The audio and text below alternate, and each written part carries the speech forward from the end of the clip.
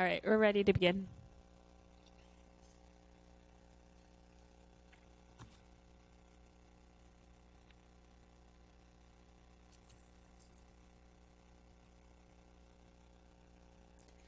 Good evening. I would like to call to order the March 25th, 2024 Lake Washington School Board meeting. Let the record reflect that all school board members are present, and one of our student representatives is also with us this evening, Taryn. The board values public participation and engagement in the meetings of the board. Board meetings will continue to be live streamed on the LWSD website and are available for viewing following the conclusion of the board meeting as well. The public are always welcome to email any individual board member at boardmembers@lwsd.org. We're going to begin the evening with our land acknowledgement. Director, Vice President Liberty.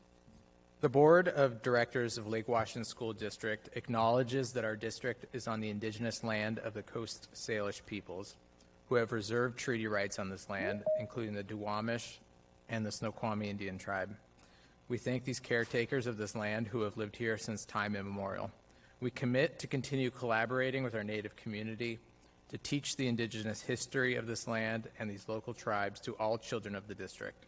We also commit to providing the best possible education for all children of Native descent who attend our schools. Thank you. The next item is to approve our agenda for the evening. I will now entertain a motion to approve the March 25th, 2024 agenda. So moved.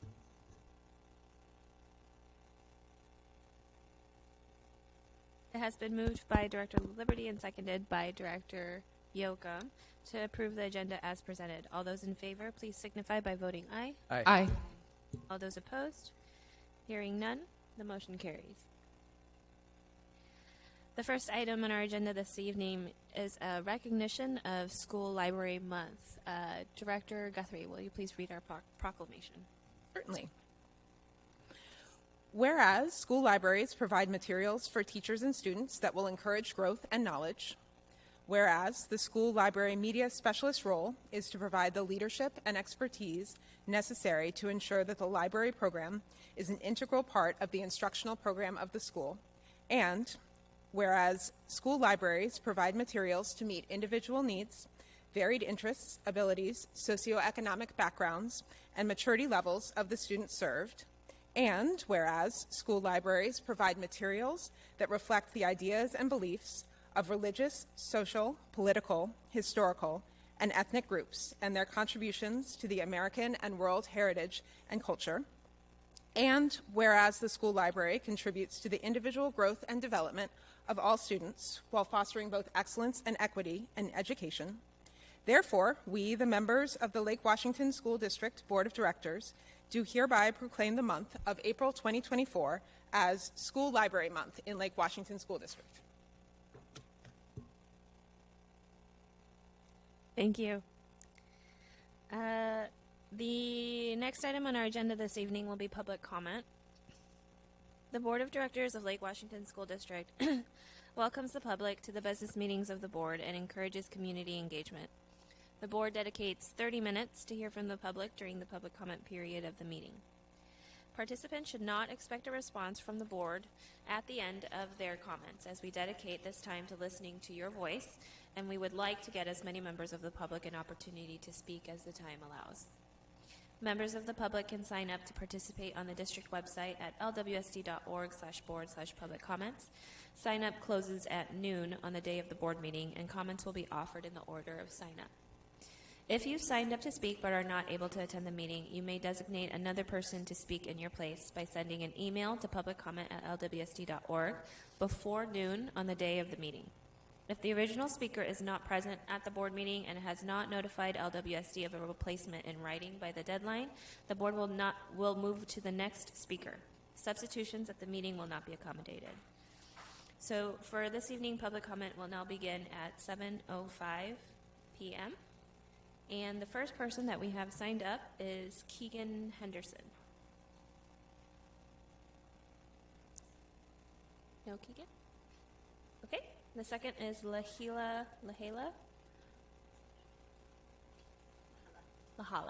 Thank you. Thank you so much for taking time to hear my voice. I'm an adoptive parent of a second grader at Helen Keller Elementary. When he tested out of his IEP services last year, we were so proud of him, but my partner and I were hesitant to move him from an IEP because at the time we were foster parents, and we knew that the upcoming adoption would affect him in many ways.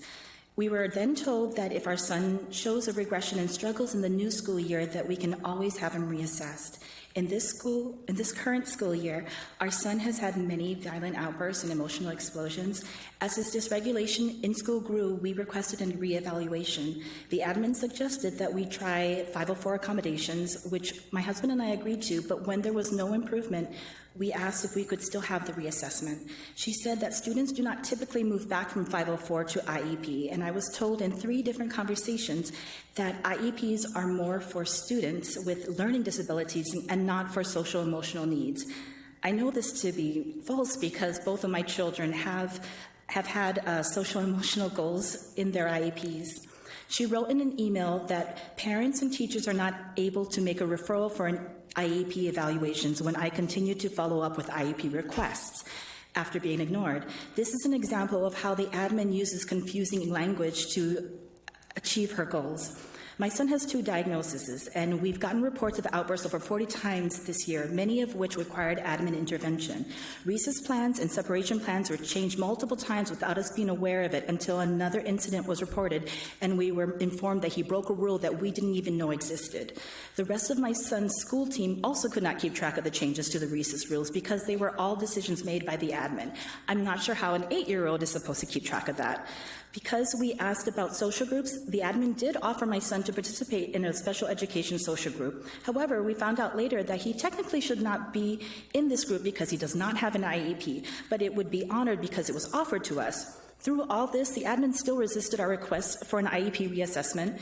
We only received traction when we bypassed the admin and spoke to the school's psychiatrist, and she educated us about FBAs and BIPs and gave us hope for our son's success next year. I want to be clear that we are very grateful for Keller's teachers and staff and the hard work they do, but unfortunately, we have completely lost trust in the principal of our school due to instances of receiving misleading information. Our story is not an isolated one, and please don't take my word for it. I would like the board to please consider asking the Keller community of parents and teachers to take a vote of no confidence. Thank you.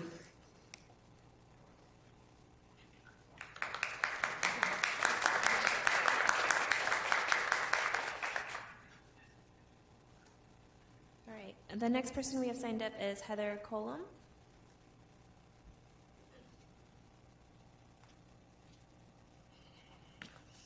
Good evening. My name is Heather Colomb, and I'm a parent of a 5th grader and 2nd grader at Helen Keller Elementary School.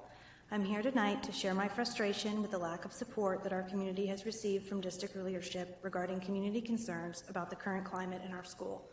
After reaching out to district personnel nearly 2 months ago, my concerns have not yet been addressed. In fact, I have only just received acknowledgement of my communication efforts today, after almost 2 months of silence.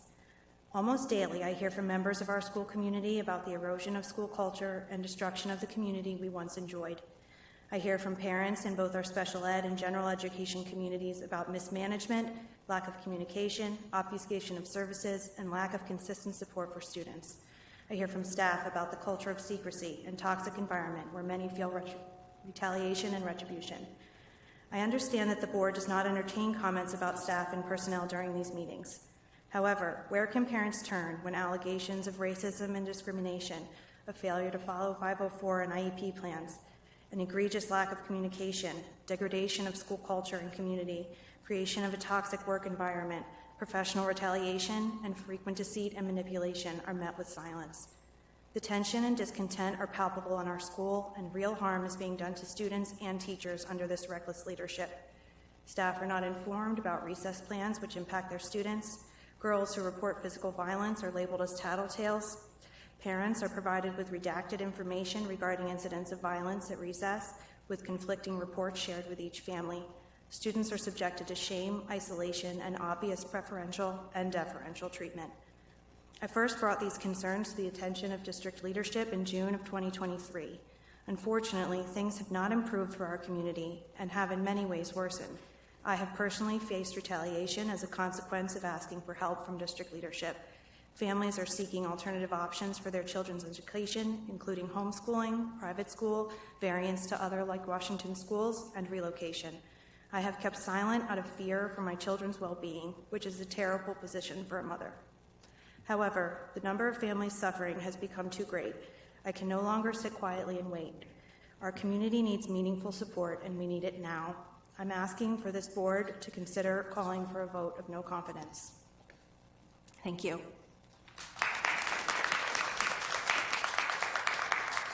Next, we have Kathy Hedinger.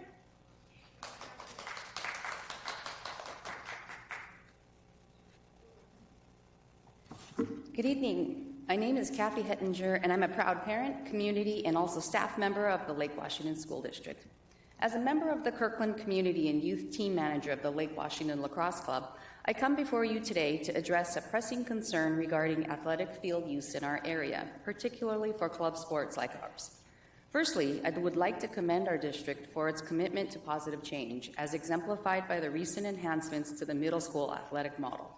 The principles outlined, ensuring student voice, maximizing facilities and resources, fair play and inclusivity, and sustainability, are commendable and align with our collective goals for our youth.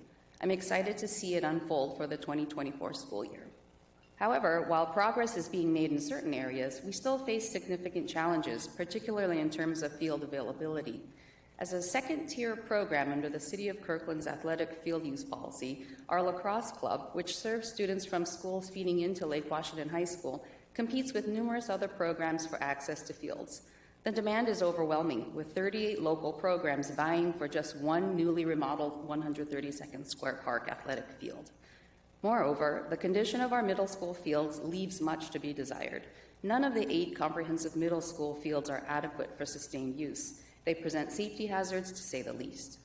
Just rent the high school field is probably going through your mind right now. We do rent L-Dub's football field for our high school practices and games, but we are met with the same guidelines as any external club, despite having all athletes on our team who attend the school. When a school sports team needs the field for a last-minute game, those with a paid reservation get kicked off the field. In light of these challenges, I propose a proactive solution, allocating a portion of the district's budget to improve all middle schools' athletic field. The 2022 School Tech and Capital Project Levy is funding track and field upgrades to Kirkland, Inglewood, and Redmond middle schools. We did see huge returfing projects at our comprehensive high schools over the summer. The fields look incredible, and we thank you for your investment and support for the students and community. This investment for all of the middle school athletic fields would not only benefit the schools and their athletic programs, but also contribute to the broader community by making them available for rental through those cities' fields rental processes. It also aligns with the principles of fairness, inclusivity, and fiscal responsibility that the district strives to uphold. It is inequitable that only 3 middle school fields are being upgraded. All of them deserve the funding and support for the students and communities they serve. In conclusion, I urge the Lake Washington School Board to consider allocating resources toward the enhancement of all 8 middle school athletic fields.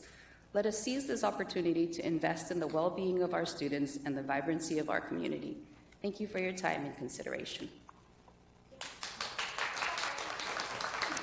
Thank you. To the broad, And then making them available. I believe we've got a virtual public comment next. Daria?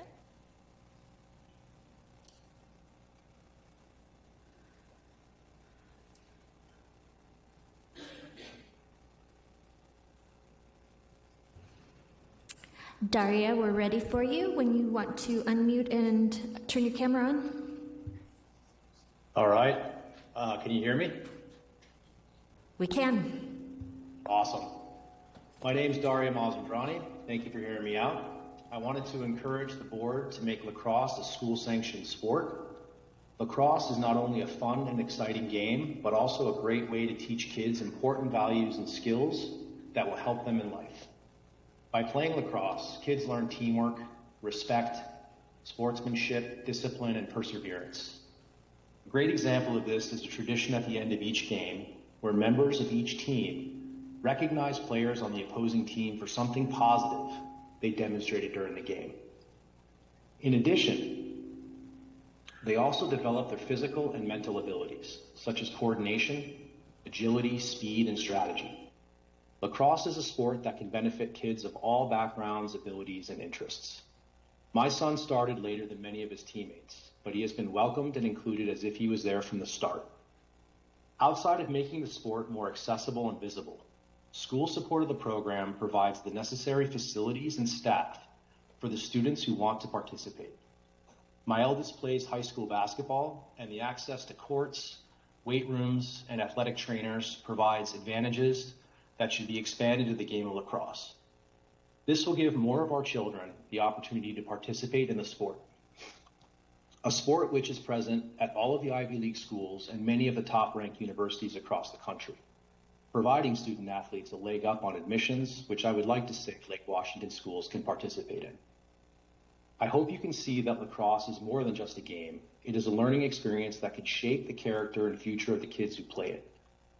Therefore, I urge the school board to consider making lacrosse a school-sanctioned sport and give more kids the chance to discover the joy and value of this amazing sport.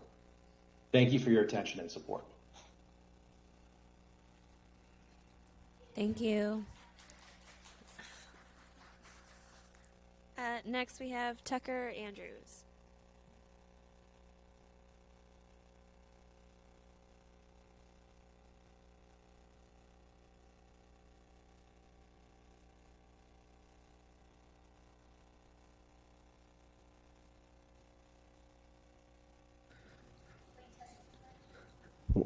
Okay. Hello, school board and superintendent. I am Tucker Andrews. Alongside me are Fen Clevin, Evan Pinnell, and Emma Stimley. We are students at Lake Washington High School and here on behalf of our school's green team. There's a lot of good our district has done and is doing in regards to sustainability, but we feel there may be a disconnect between what occurs at meetings such as these and the environmental issues we are facing in the schools. As one of the district's flagship schools in sustainability, we believe there should be an open line of communication between the students and school board. And in interest of that, we would like to invite you to an authentic school lunch experience so as to show you all the work we have done and the work we have yet to do. The exact details are enclosed in the letter that we are handing to you right now. Your continued support to environmental programs is invaluable, and we would love, and we could not do it without you. Thank you so much for your time, and we hope to hear from you soon. We yield the rest of our time to Stephanie Lekoven. Thank you.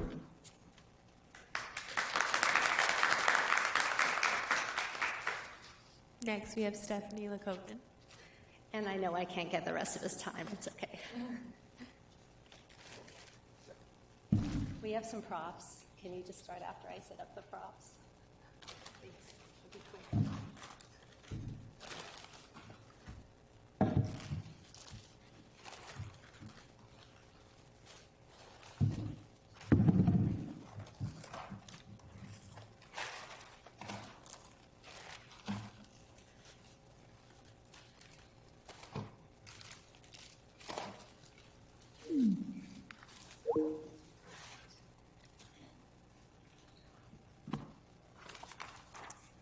All right, thank you. My name is Stephanie Lekoven, and I'm a parent of a 6th grader at Kirkland Middle and a 10th grader at LDUB. First, I want to thank you for delaying the first reading of the sustainability policy so you can involve the school community in the process in a more genuine way. In defining your values around sustainability, you have an opportunity to evaluate the partnerships our district maintains and assess whether our current partners can live up to those values. One of the district's long-standing partnerships is with our food service provider, Sodexo. I've been volunteering around sustainability in this district for over 11 years. I have been trying to work with Sodexo on reducing waste and improving the food served to kids for that entire time. The food Sodexo feeds to kids remains highly processed, excessively packaged, extremely unhealthy, and tremendously wasteful. Plastic clamshells, parfait cups, plastic wrap, mini cups, plastic drink bottles, and mountains of plastic junk food abound. Let me give you 2 examples of what's being served. At LDUB, students attend school on Wednesdays from 8:30 to 1:25 p.m. That's 5 hours without a lunch break. Someone decided students needed a nutrition break. Sounds like a good idea. So what does this nutrition break look like? It looks like this. This is everything that is served, offered at a nutrition break. Pop-Tarts, Rice Krispie Treats, Uncrustables, various cookies, fruit leather, gummies, soda, bottled drinks. Many of these items are also available during regular lunch service at most, if not all, of the high schools. If you're not yet aware of the dangers of plastics in food and drinks, I will leave you the February 2024 issue of Consumer Reports so that you can learn more. My second example is what happens in middle schools, where they have snack shacks. These snack shacks are open during the entire lunch period, and they serve a lot of the same items as are served at LDUB. While Sodexo may say it's a way for students to buy a pack of chips to go with their lunch, many students, the ones who can afford it, simply buy lunch from the snack shack, day after day. The snack shack and nutrition break that I researched grows Sodexo somewhere in the ballpark of $700 to $1,000 per school per day. Sodexo's 5-year contract ends on August 31st, 2025. They have one more yearly renewal to go before you will need to approve or reject another 5-year contract. I think our school district should take back its own food service. I think you should not renew the district's contract with Sodexo. And I am asking this with the utmost respect for the people who work in food service in the schools. It is a Sodexo model that is broken, not the individual people working in the schools. I'm asking that you consider a bold action that will improve learning and behavior by feeding students real food and will teach students healthy eating habits to last a lifetime, all while putting into action the values outlined in a sustainability policy. Thank you. Thank you. Next, we have Aspen Richter.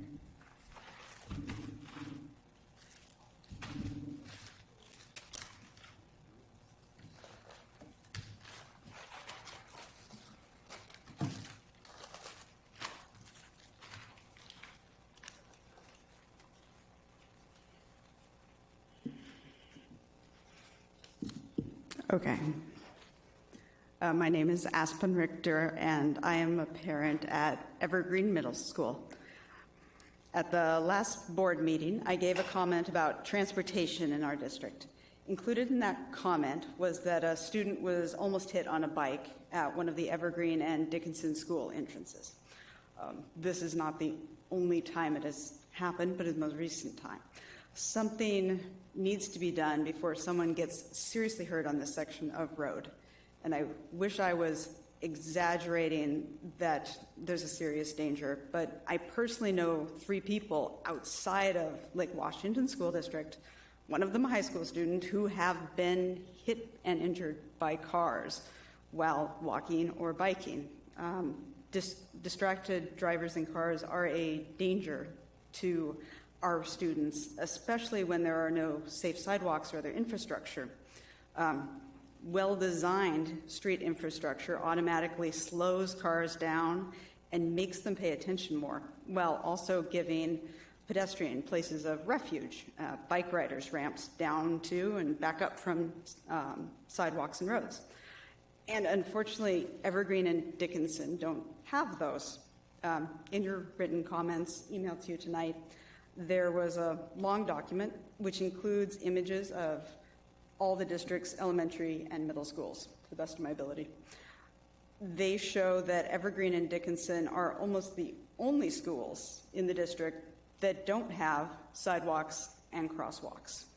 Wilder and Alcott, also King County jurisdiction, I believe, are also lacking, but Evergreen and Dickinson are much worse. There's a clear disparity if you look in the document and at the photos I included.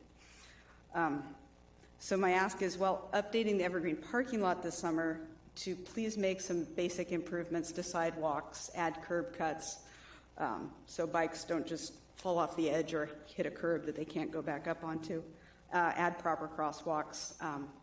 Speed humps or raised crosswalks would also be even better. There are also Washington State Department of Transportation grants for Safe Routes to School with applications due June 7th. But seriously, we're just so really very frustrated by this. Most parents have a story about someone they saw almost get hit. And we're trying to emphasize carpools and safety and putting out signs, but there's only so much we as volunteers can do there. So just look at the images, see if there's something you can do. I don't want to wait until someone I know at Dickinson or Evergreen is hit for this problem to be fixed. So please take a look. Thank you.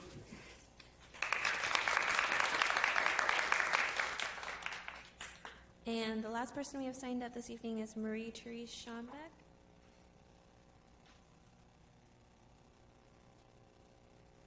Nope. And I did see somebody walk in late. I want to make sure we didn't miss Keegan Henderson. No? Okay. So that's everybody that we have signed up for public comment this evening. I'm getting some confused looks. Did somebody sign up that we didn't call? Okay, just want to make sure. All right, well, thank you very much for coming and providing your comments. We're going to go ahead and move on to the rest of our agenda. If you don't want to stick around and listen to the rest of the topics, then feel free to go ahead and exit quietly at this time. The next item on the agenda is the approval of the March 25th, 2024 consent agenda. I will now entertain a motion to approve the consent agenda. Second.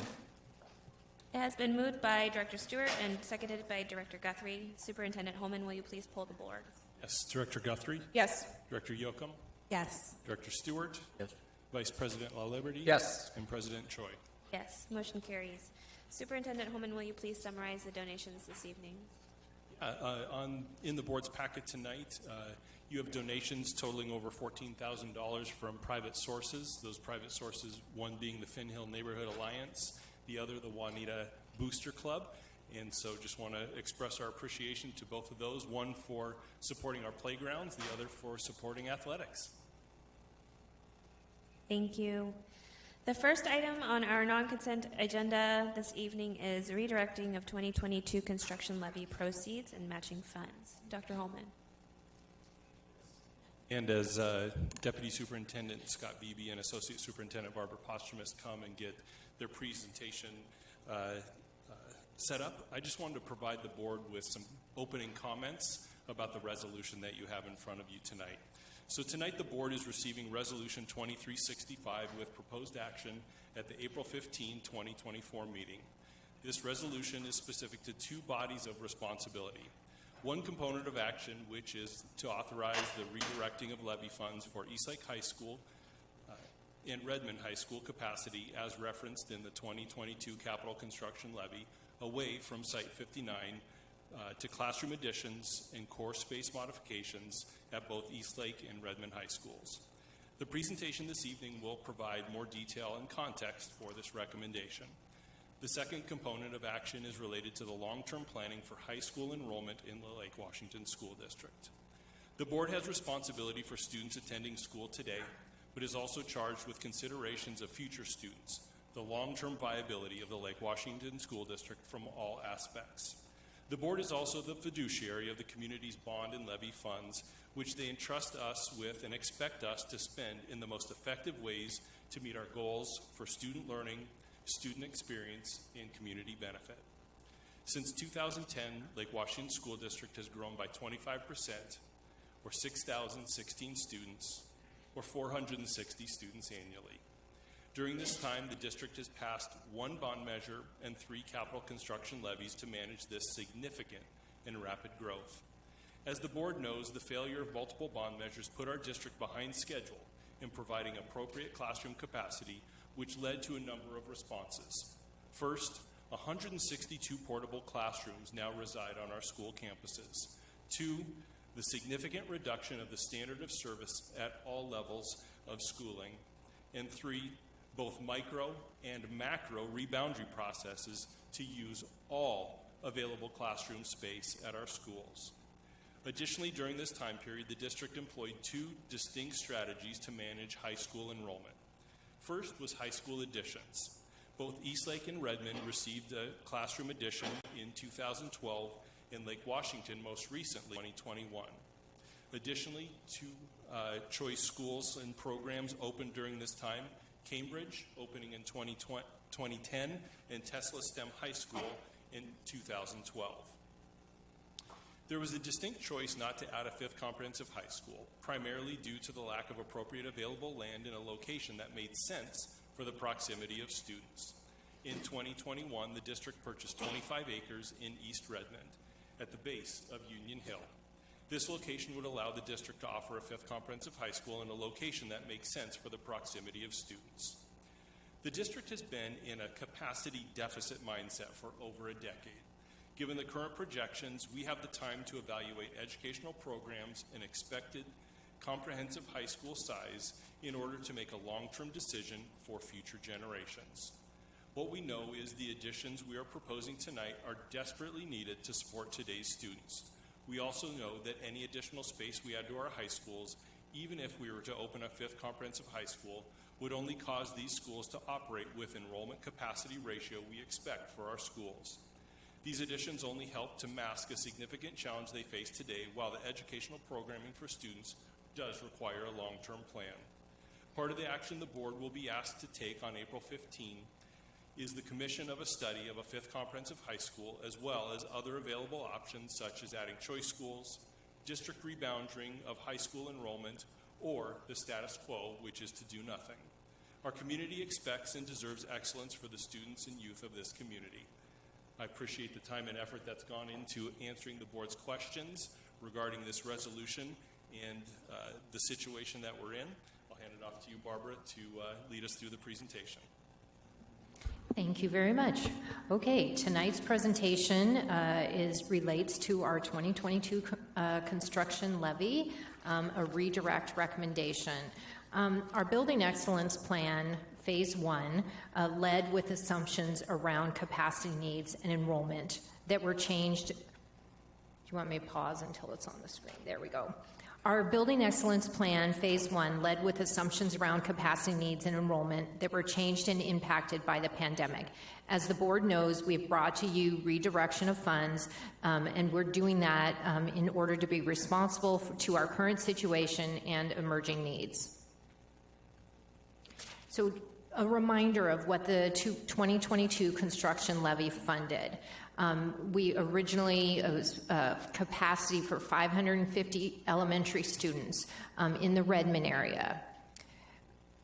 Capacity for 600 middle students, additions at 3 middle schools for Finn Hill, Kirkland, and Redmond Middle School.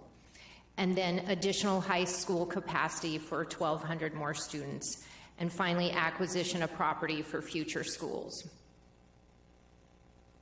So in April, we redirected the funds. Given changing enrollment at our elementary level, we redirected the funds to rebuild our aging Rockwell Elementary, rebuild and enlarge, which provided additional capacity for 252 students.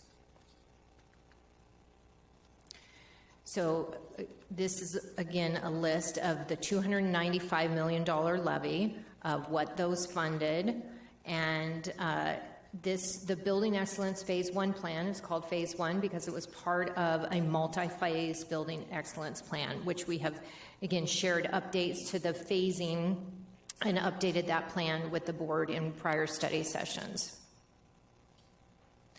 So I want to provide a little background and details about our high school and capacity at our high school level. And our focus tonight is, again, at the high school capacity. So Dr. Holman talked about our overall district enrollment growth. This chart shows our high school enrollment history since 2013. Since the pandemic, since 2019, high school enrollment has increased 10.6%. Since the last 10 years, since fall of 13, it's increased almost 29%. And as Dr. Holman mentioned, our 2016 bond rebuilt and enlarged Juanita High School. Our 2019 construction levy provided an addition for Lake Washington High School. And then the 2022 construction levy was to provide capacity for the West and East Side High School capacity given this growth.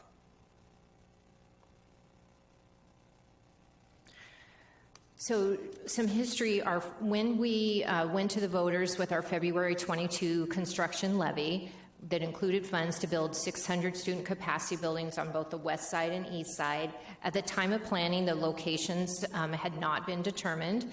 We wanted to continue to watch enrollment trends given the pandemic. Then, once our levy passed, we selected Site 59 in Sammamish for the east side location. We had done the feasibility for additions at Eastlake and Redmond, but at that time we recommended a separate building on Site 59. We had available property, again, still recovering from the pandemic. And then in summer of 2024, we hired a capital projects planning principal to study the educational program options for a choice high school or ninth grade campus. And we'll provide more details on that later in the presentation. Then in October of 23, Emerson High School was selected as the West Side capacity site that allowed us to rebuild an aging school. It increases space for high school enrollment, which will draw enrollment not only across the district, but primarily from Juanita and Lake Washington High School. And then at the same time, we are also working on plans to increase our high school enrollment at International Community School. So then in late fall through really last month, we've been looking at Site 59 and reconsidering Site 59. There's been a delay of construction due to permitting, and again, I'll get into more details on that later on in the presentation, and then unanticipated cost increase for road infrastructure there.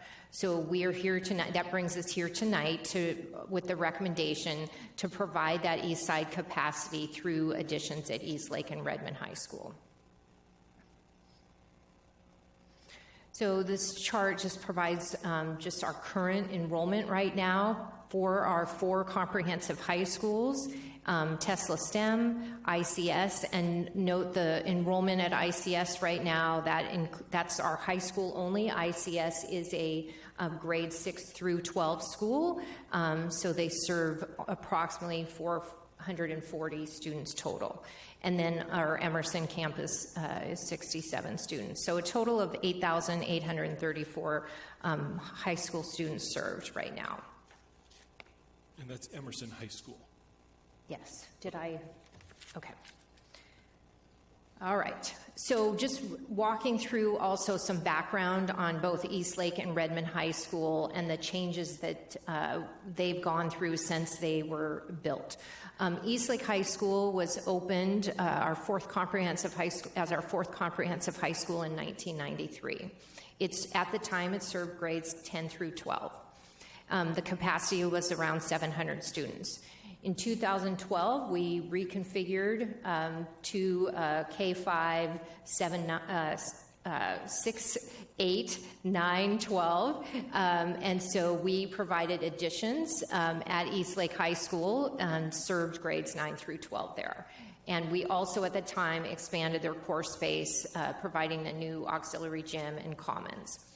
And then in 2017, knowing that they were still growing and had capacity challenges, we reconfigured interior space, creating the equivalent of 14 classrooms. An example of that is we converted some spaces to teacher planning areas so that classrooms could be used for all 6 periods or all 7 periods now. Instead of having the teacher plan in their classrooms, they plan in a separate space. So that's an example of some of the things. The other things that were done were storage rooms were converted to classrooms, things like that. So then, and again in 2023, we continued reconfiguring interior spaces to provide their current capacity of almost 2,400 students. meeting spaces, for example, converted to classrooms. At Redmond High School, Redmond was rebuilt and enlarged in 2004. Again, it served grades 10 through 12 at the time with a capacity of about 1,400 students. In 2012, when we reconfigured to 912 high schools, 14 classroom addition was added and expanded course space. So Eastlake and Redmond received additions at the same time. In 2014, we added 8 portables to their site. And then in 2023, we reconfigured interior spaces to create the equivalent of 3 classrooms. So their capacity is around 2,100. So again, both of these buildings were originally built for a much lower capacity. We have done additions and changes to course space over time, but again, it is not the ideal situation for either school. So this chart shows the projections. So we the district consults with a demographer, Flow Analytics, who provide our 10-year enrollment projections, and we use those projections for our long-term facility planning and kind of long-term budget picture. And so you can see that our high school enrollment is continuing to increase through about fall of 27. That really is a reflection of our growth that was happening prior to the pandemic. That bubble that started in elementary school was in middle school and is now moving through our high schools. But after 2027, you'll see a slow decline and then a sharper decline. And that really is a reflection of the smaller classes that are now in elementary school moving through our system. And so eventually, while we're continuing to grow, there is a projected decline. And just I'll kind of detour into our annual projections. So this chart shows our overall projections that we receive from our demographer, and the yellow line is the projections that they provided us last year. And then the blue line is their updated projections.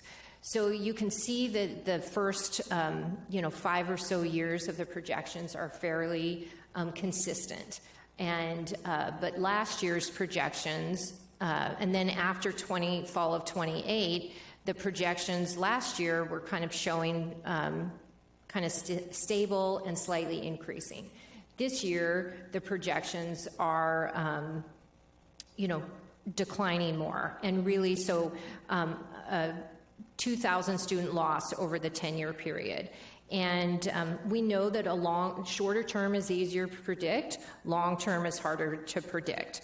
But really, last year they were a little more optimistic about birth rates returning and the percentage of kindergarten students that we receive in Lake Washington School District. And so the change in projection is really a reflection of that.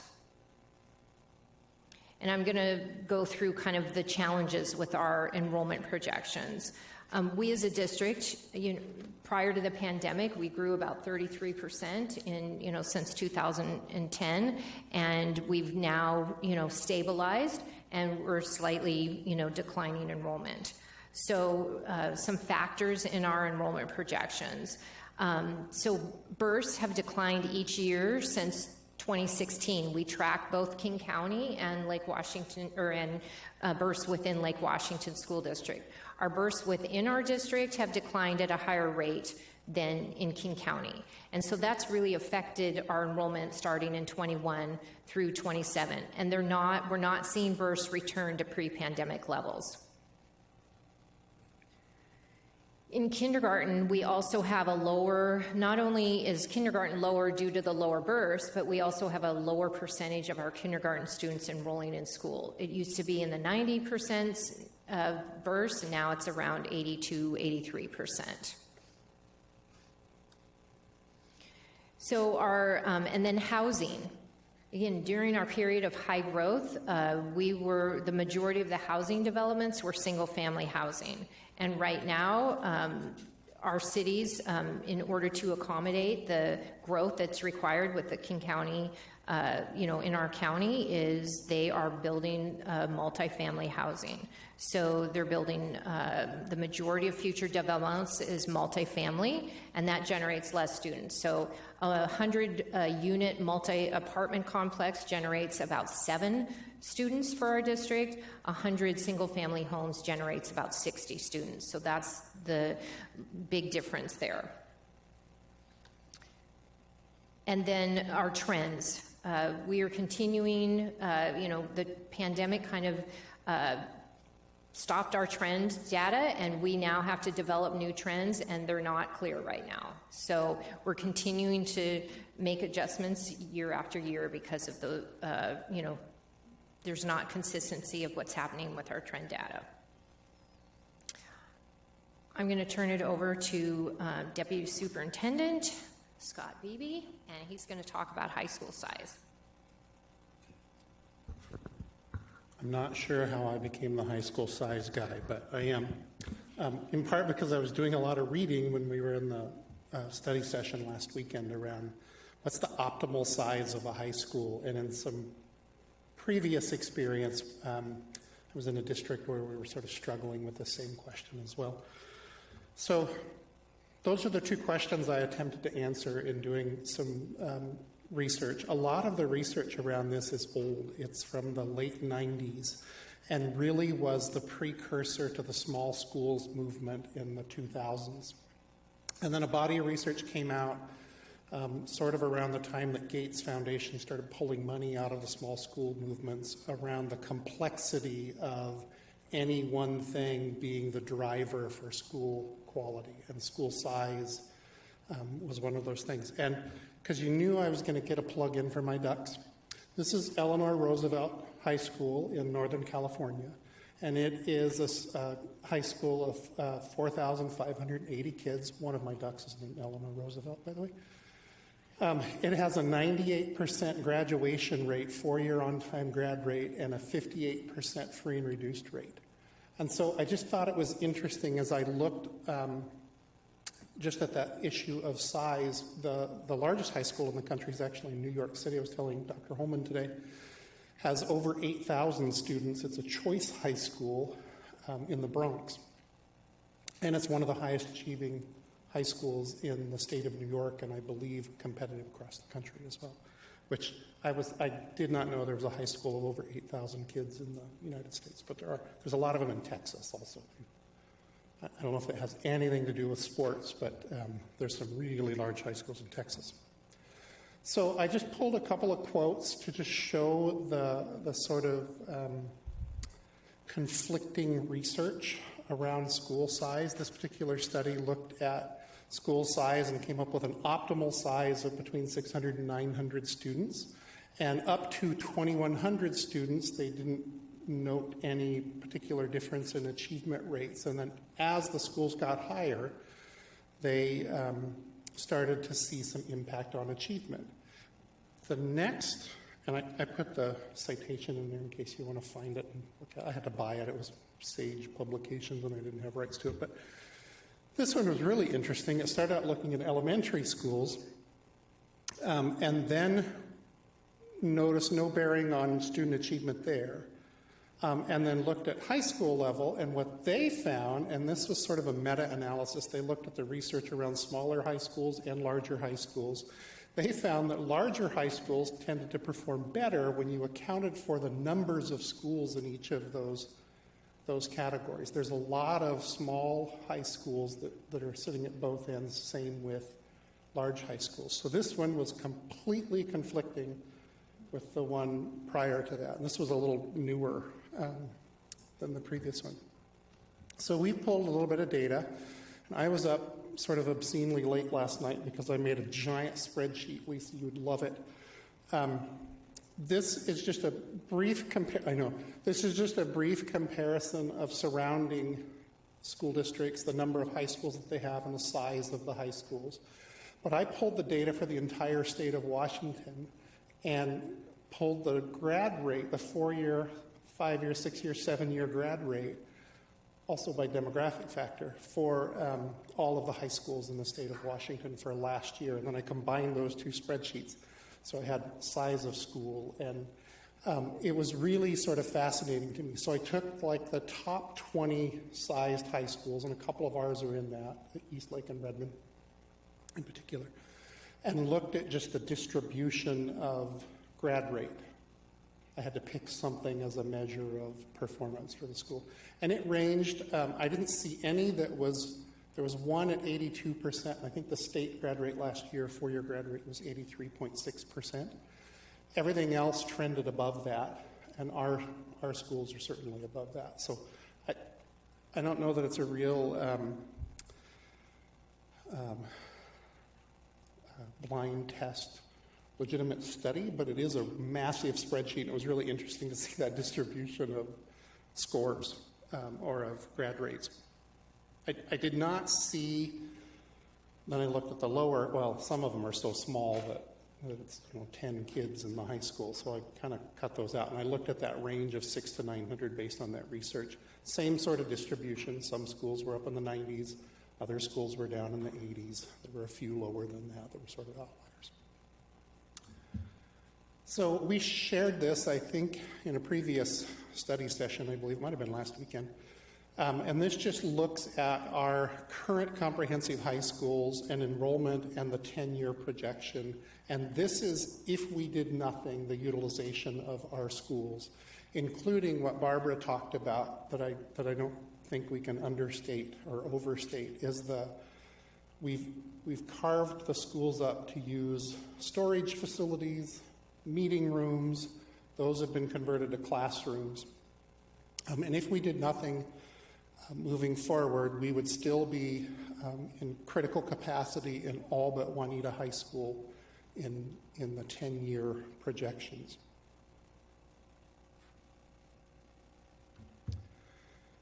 This is the same data if we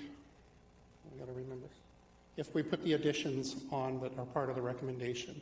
And what you see over the same time period is that our schools come back in terms of capacity back into the range that we are wanting to get them at, which is at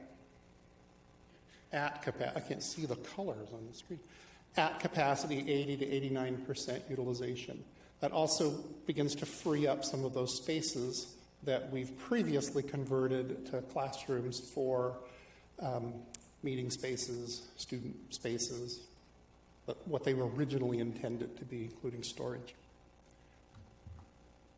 So I'm supposed to speak just briefly to you about Site 59. You've had some updates on this. I think we had Toby Brenner, who's the planning principal, come to a study session and share just a little bit of the outcome of that. First, we had great participation by our communities, students, staff, principals at the schools, parents. Toby reached out to affinity groups to try to get multiple perspectives in this planning. And I don't know how many times we had Toby back at cabinet presenting his work, and then we'd send him off with more questions, but it was more than several. So what he did is he started gathering the data in August and really was looking for both short-term and long-term outcomes for whatever we were going to do, particularly around Site 59. And that meant we didn't want to, for example, start up a choice school and then 5 to 10 years from now have to shut that school down because of lack of enrollment. So we really were looking at what's the sustaining program or what's the sustaining school. We also looked at the 9th grade campus idea, and Toby did some work with other districts looking at that. He gathered lots of input from students, parents, and administrators. He did focus groups. He did surveys. He went to city meetings. He heard a lot about traffic out on Sammamish with the thought of adding another high school in that sort of area where there's several high schools already. Talked a lot to Redmond families about the likelihood of them choosing a school on the plateau and driving out to the plateau, or vice versa, choosing a location in Redmond and having Sammamish kids drive to it. And what ultimately, after all that work, what we came up with, or what Toby sort of came up with, was there really wasn't a clear hey, do this, and the Field of Dreams, build it and they will come. There was no sort of clear-cut program or school concept that just really ignited both communities. So we didn't ultimately have a solution that really we looked like it was going to do what the intended outcome was, which was draw enrollment off of Redmond and Eastlake to get the enrollment back, capacity back for those two schools. So again, he did a lot of research on innovative schools. We looked at big picture schools. We looked at the Scott Beebe Environmental Science Academy. Sorry, Toby and I go way back, and he likes to tease me about such things.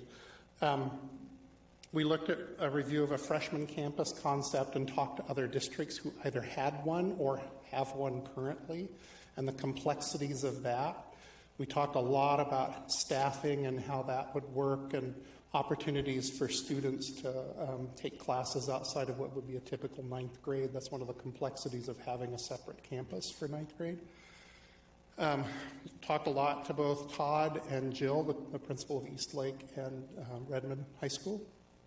Focus groups, surveys, Latinx club, parent focus groups, and again, multiple conversations with the executive cabinet.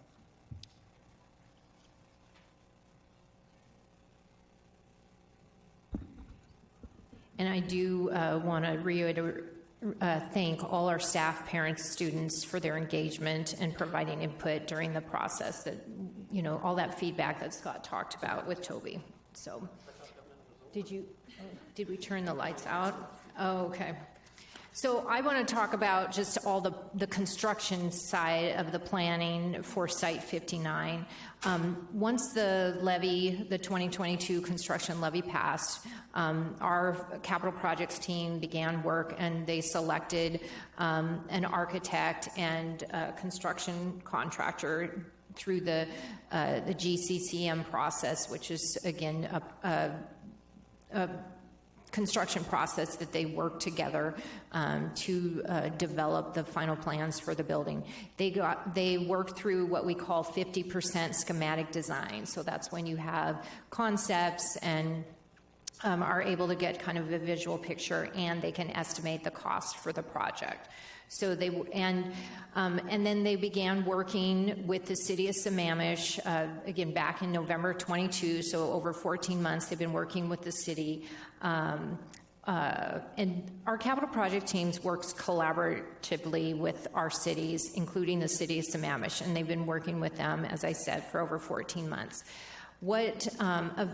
The outcome of, really the ended outcome was that the permitting requirements, this is in the town center area of Sammamish, and again, I'll orientate you to the picture on the left. The yellow box is the location of Site 59. Eastlake High School is to the north outside the picture. Eastside Catholic is to the east. And then 228th is the main street that runs north and south. So ultimately, because this is, within the Sammamish Town Center, just the permitting requirements would delay construction and opening of this project by 1 year.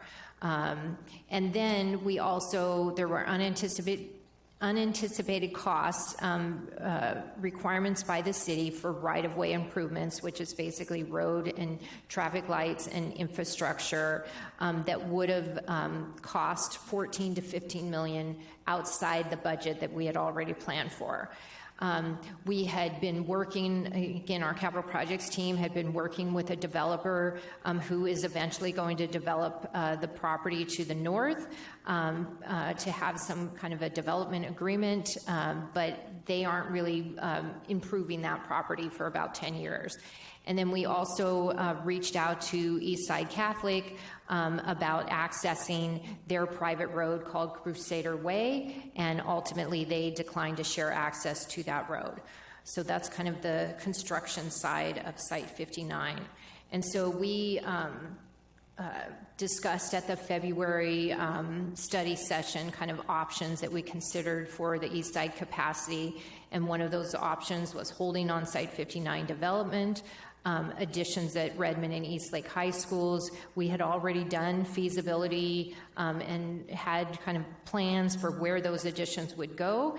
And then we also discussed using undeveloped or underdeveloped property. Take the, potential design for Site 59, could you build it elsewhere?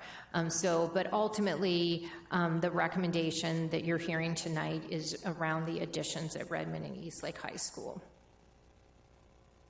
So I just want to show the feasibility study and the pictures of the additions at Eastlake High School. So on the left is the outline of the current Eastlake High School is in gray, and then the yellow boxes would be where the 12 classrooms would go. It's a 2-story addition, so 6 on each of the ends of that, the last wing there.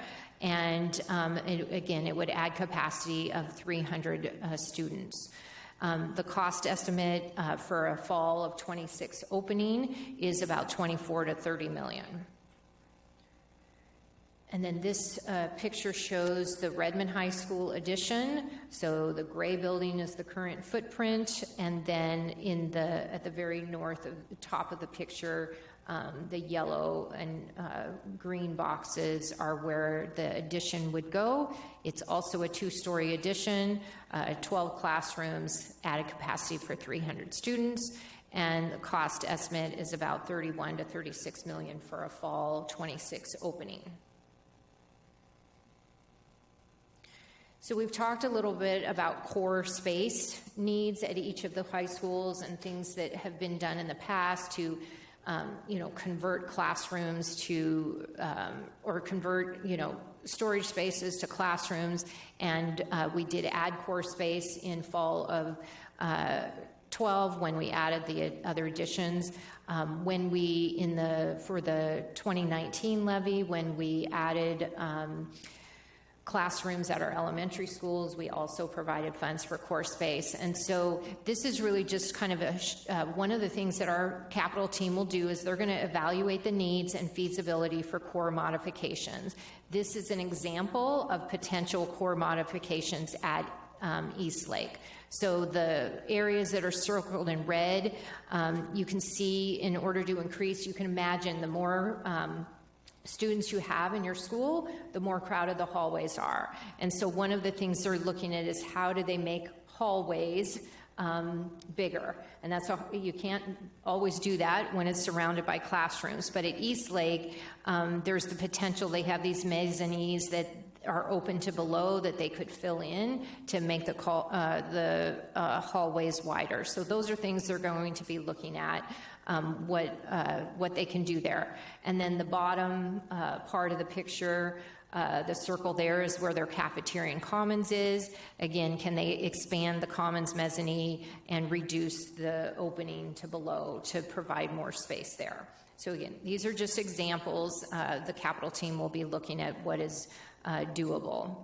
And then at Redmond High, an example would be an expanded commons. So looking at spaces for them to expand the commons, because that's one of the concerns that we hear at Redmond is that the lunchroom, they are eating lunch. They've bought extra furniture to put in the hallways so kids can eat lunch in the hallways, which then provides limited hallway space during passing periods. So all of those things are what they're going to look at. Okay, so one of the things we have a monthly meeting with our facility advisory committee, and we are constantly providing them updates on our construction projects, future construction planning. It's a very valuable group. They provide lots of feedback and input, and so we met with them on Thursday and talked to them about the recommendation that we would be bringing tonight. And so I just wanted to share, we asked them for feedback about kind of how we should, help us communicate what is most important for our community to hear when we communicate this. So they provided some feedback. I'm not going to read all of them, but we have incorporated their thoughts into some of their thoughts in their recommendation, and then Shannon Parthamer will continue to incorporate other input into our next phases of communication. But just continuing to explain, our high school enrollment and challenges and what necessitated the change, focusing on our fiscal responsibility. They recommended that when the capital projects team begins the core space feasibility, that they make sure to get student feedback, the actual users and those who work in the building, make sure they're getting their input. They said, look at the outdoor space, use videos to show passing period at these schools. And again, I thank you reminding us at all times to thank our community. So Dr. Holman is going to do this part. Yeah, and as we went out for the February 22 construction levy, the board and I worked on a set of values and some interests that really did help shape and frame that levy. And as we think about anytime we go out to our community, knowing that asking our community to fund our educational programs, our facilities, that's a big deal. And so making sure that we are fiscally responsible, that we are fiduciaries of those resources and using those in the best ways possible for our kids and our community is really important. And so as we think about going out to our community for funding, assuring them that the construction of our school sites does align with our mission and our vision, that we're targeting high-quality education for all of our students, knowing that excellent schools are always part of excellent communities, and that's incredibly important. That when we can, that we use community funding to meet the needs of students. We target effective use of the spaces that we have. When we can partner with our community to be innovative, in transparency in school funding. And when I think about this 22 construction levy that we brought forward to the community, number one, there was some ambiguity in the ask. And that was because we didn't know exactly all of the details at the time. But also, as conditions change, we've gone back to the community to say, these are some of the changes that we're making because of these variables. Shifting from a new school site on the Redmond L property to rebuild and enlarge Rockwell. The change in Site 59. So there's been a number of changes along the way, and so it's been important to keep these in mind. You can go to the next slide, Barbara. And when we think about school space, making sure that we keep our goals top of mind, because I can tell you in my opening comments, we've been in kind of a capacity deficit mindset for so many years. It truly does change how you think about schools. And this truly is a point in time we can actually start thinking long-term about the experience we want for every one of our students. And I think this gets at that. We do want all of our schools to be able to implement the standard of service. That means there's enough space allocated for the programs, services, and offerings that we want to provide at all of our school sites at all of our levels. That all schools educate students using permanent capacity with portable capacity used in critical situations. In my opening comments, we still have 162 portables on our school campuses. So that goal of using permanent capacity is truly a long ways off, but it is something that we're always mindful of. You saw in the data that Scott provided around school enrollment in relation to capacity. We want our schools operating between 80 and 89% capacity because it does a couple of things. One, it allows for the effective use of a school. It's designed in a way so that core space is accessible and the flow of students through a school. Anytime we get above that, we know that there's a crunch. Anytime we do additions without modifying core space, and we know that puts additional pressure on a school. And so targeting that 80 to 89% permanent capacity for each of our schools also allows for fluctuation in student enrollment. So if you see a larger than student enrollment come into a school, yet you have available capacity, you don't then have to set your standard of service aside. You don't have to reboundary. You don't have to bring in portables because you do have available space already on site. When our schools have available space, they can think creatively and innovatively because space is oftentimes required for innovative programs and services to be able to be provided.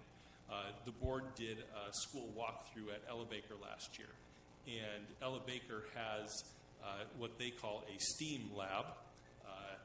And one of the questions was, well, how do you have a STEAM lab? And the response we received was, well, because I had an additional classroom, we were able to think about what's a unique program and service that we want to provide universally for all of our students in the school. They couldn't do that if they were at 100% capacity because that classroom would be used for K-5 classrooms.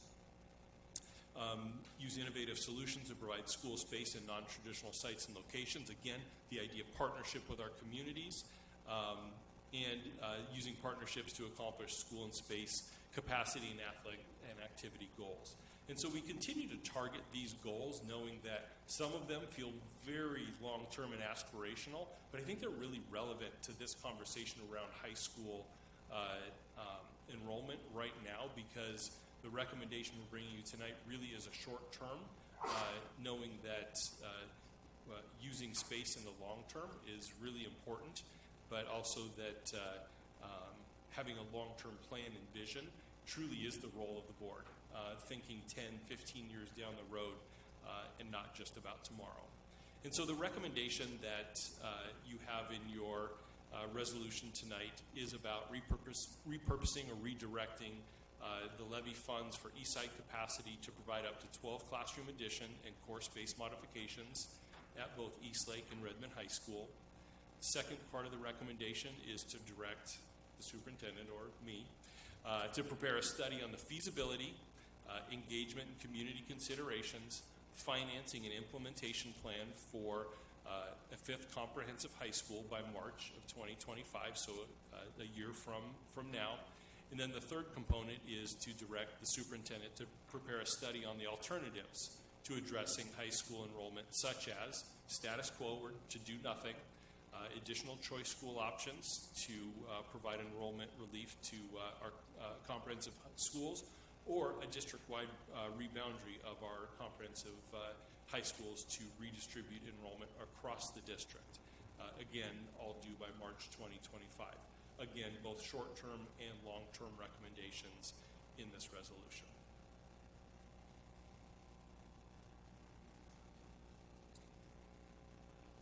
Do you want to go through the rationale for the recommendation?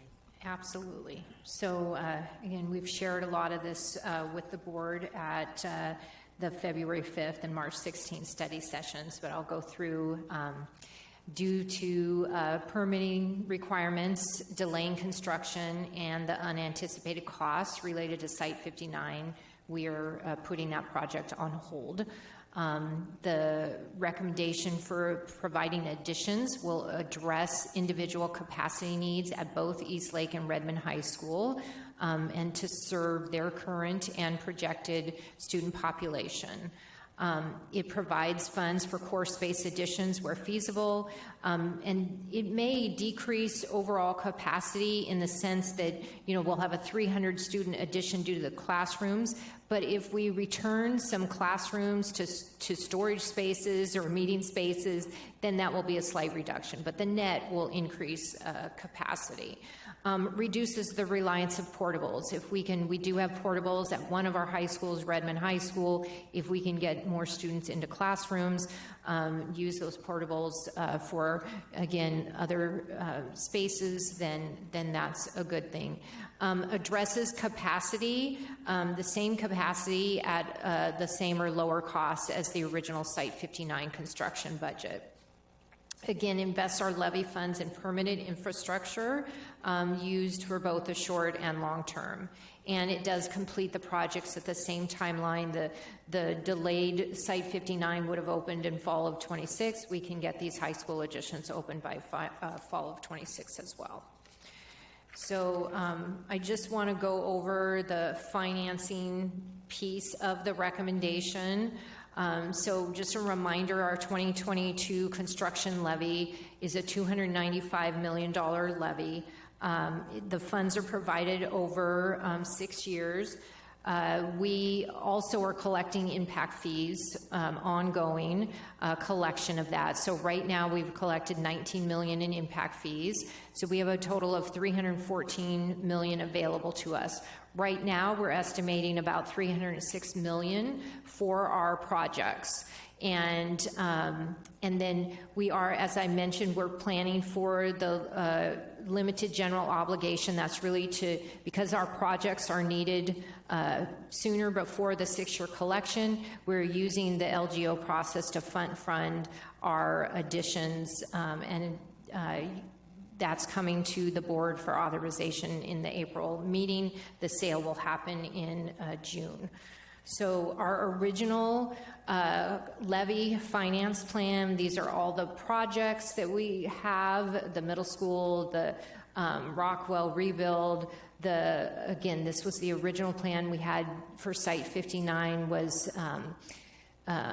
with its gym was again $82.7 million, the West Side High School capacity contingency, so a total need of $306.2 million. And so with the recommendation, the dollar amount is the same. We're taking that $82.7 million and putting it into the high school capacity projects plus core additions. All right, so then I want to talk about our timeline for the project. So we're here tonight, March 25th, 2024, and tonight you're receiving the presentation and we're sharing the draft resolution.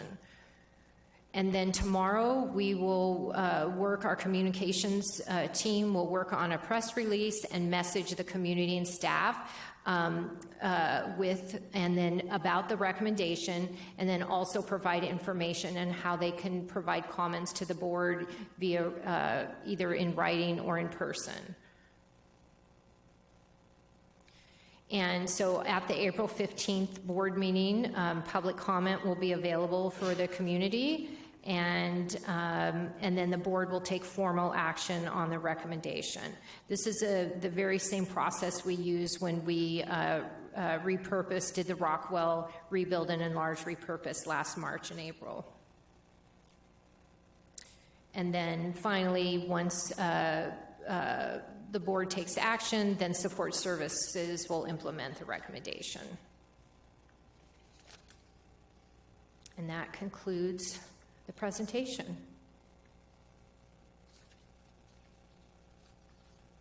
Thank you so much.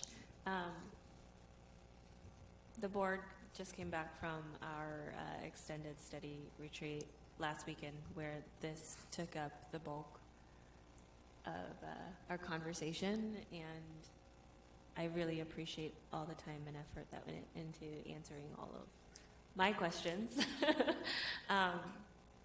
And thank you for bringing this forward. Does anybody have any questions or points of clarification? Maybe you could just remind the committee that we're not, this is not, or the... We're not voting on anything at this time. Thank you. Yeah. We are not voting on anything at this time. It's just a moment for any additional... I'd be shocked if we had more questions at this point, but any additional questions? Director Guthrie. We talked about the student generation rates, and you mentioned the shift from primarily new, the bulk of the new developments that we're anticipating over the next some number of years, I get fuzzy, will be multifamily, which generate at a lower rate than single family. So single family, 60 students per 100 units, multifamily, 7 students per 100 units, and that's across all grade levels. Have we looked at all, or does that take into account the city's plans around shifting towards more affordable housing, and whether that, I think that we've seen that's changed the student generation rates. I know there was a school visit at Redmond Elementary, which has students coming from Together Center, which is affordable housing and significantly higher than 7 students across the 3 grade levels. So is that, when we're looking at these enrollment projections, is that taken into account, or how are we thinking about that, knowing that a lot of this too is up in the air and there are plans that may not come to fruition and so on? Right. Absolutely. You are correct that affordable housing does have a higher student generation rate. It acts more like single family housing with a student generation rate. So our projections, our consultant does, when they know a project is affordable, they are using those higher generation rates. So it is built into our long-range forecast. Each city has a different kind of, some of our cities are building, the 100% of the project is affordable. Other cities, like in the city of Kirkland, many of their new multifamily projects, 10% of all the units need to be affordable. So that also drives then different student generations depending on how the project is done. So we will continue to monitor that over time, but if we know of a development, there are a couple that we know about in the city of Kirkland. The new one that's in the news lately in the city of Redmond is, again, only adults, so that isn't affecting our student population at this time. So again, we continue to keep an eye on that, and we'll monitor and adjust as needed.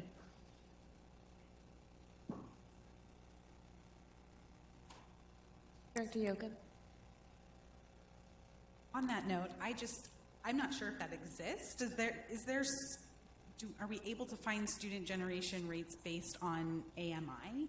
Is that even able to find that? We are able to, again, if an apartment complex that we know is low income, then we can get the student generation for that apartment complex.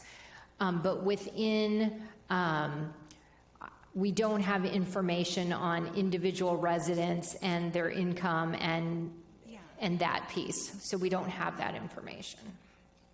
Yeah, just thinking future, looking like if that's possible in the future as that is created, and like just thinking of the Together Center, thinking of that.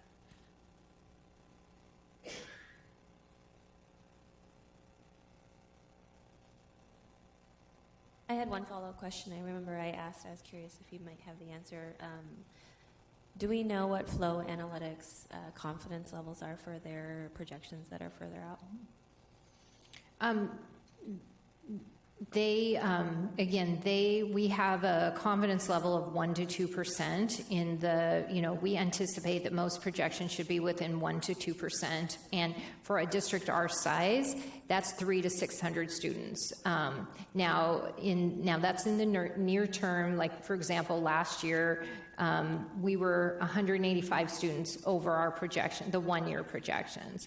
I think, again, the trends, the pandemic has really shifted trends, and so the farther out you go, it's harder to be perfect on your numbers, but we've been tracking. I shared with the board at the study session a spreadsheet that we've been tracking since the early 2000s on our long-range projections, our 6-year projections, and then 10-year projections, and the accuracy, and it's fairly consistent in that 2 to 3% in the out-year time range. So, again, I'm fairly confident in their projections, and they do an annual update so that they can adjust for trends, which is kind of what they did last year, given the trends in births and kindergarten, or what they did this year compared to last year. So. Right. I was curious if they provide any insight as to how they interpret their own data, because, like you said, the further out we go, the more of a question mark there is, and there's more variables. And even if you look at their last year's projection versus this year's, 10 years out, that's a larger than a 1 to 2% confidence interval. So I was just curious if they provide any information to us about their data. I have not asked them that specific question, but I will do so and get that information to you. It's page 10 of their report. I will read it aloud. Unlike measurement data such as the results of a survey, projections and forecasts do not allow for the estimation of a confidence interval to measure accuracy, et cetera, et cetera, et cetera, et cetera. So they don't provide one. So they Correct. don't provide it. Thank you, Eric. Interesting.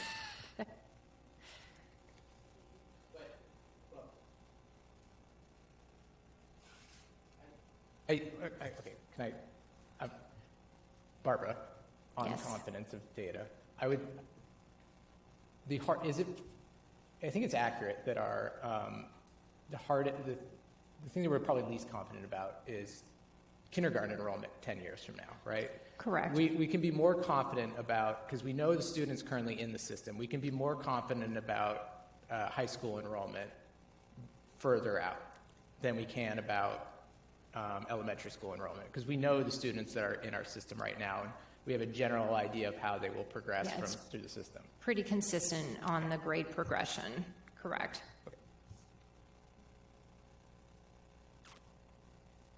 Director Guthrie. Just a really quick tactical question. Can we make sure that the flow analytics report that we're talking about is readily available to our community? I know that it is attached in board docs and in a lot of public places, so it's out there, but just making sure as we're entering into these conversations, because I've found that data very helpful in understanding the situation. We can certainly put it in multiple places on our website, because you're correct, it's in board docs. We've shared it with our budget advisory committee. It's posted there. It will be posted in our facility advisory committee, but we can also maybe post it on our budget update page as well. So we can post it in multiple places. We can even link it in our communication that goes out about this recommendation. Yeah, we can do that. Barbara, when we're working with Flow regarding our projections, one of the things that changed in their report this year and why the long-term projection changed so much is their assumptions changed. Is that something we provide feedback on, or how are they making the determination to change their assumptions? Because long-range projecting has to be based on something. It's a methodology, it's a formula, Right. but there's underlying Right. data and assumptions. I think how they explained it to us was they really assumed with the births and how we used to be pre-pandemic, we would get 90% of our kindergarten students, or our births enrolling in kindergarten, and they made an assumption that that trend would kind of quickly change back to pre-pandemic trends. With one more year of data, it hasn't changed. And so they changed their assumptions on how soon that would happen. They still, in the out years, are projecting a return, I don't think to the exact, like 92%, but they are projecting a higher return to data, or to a higher percentage. Time will tell. But they do believe that families will shift and come back to the farther away we get from the pandemic, and there is no formula for what happens after a pandemic, right? So they are using their best judgment as demographers, and that's what they're doing. So. And if I remember correctly, when we have met with them in the past, they consistently say there is no way to model social behavior. Mm-hmm. Like what society is, Right. I mean, truly. And so I understand the questions around this. I mean, I asked the same exact questions because it's very stark, the difference between last year's projection and this year's projection in the long term. The short term does seem to be much more consistent over the next, 5-6 years. Right. So, thank you.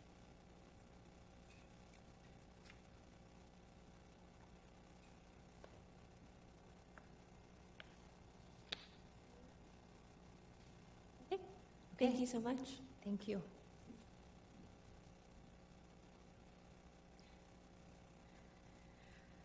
All right, the next item on our agenda this evening are the WASDA positions.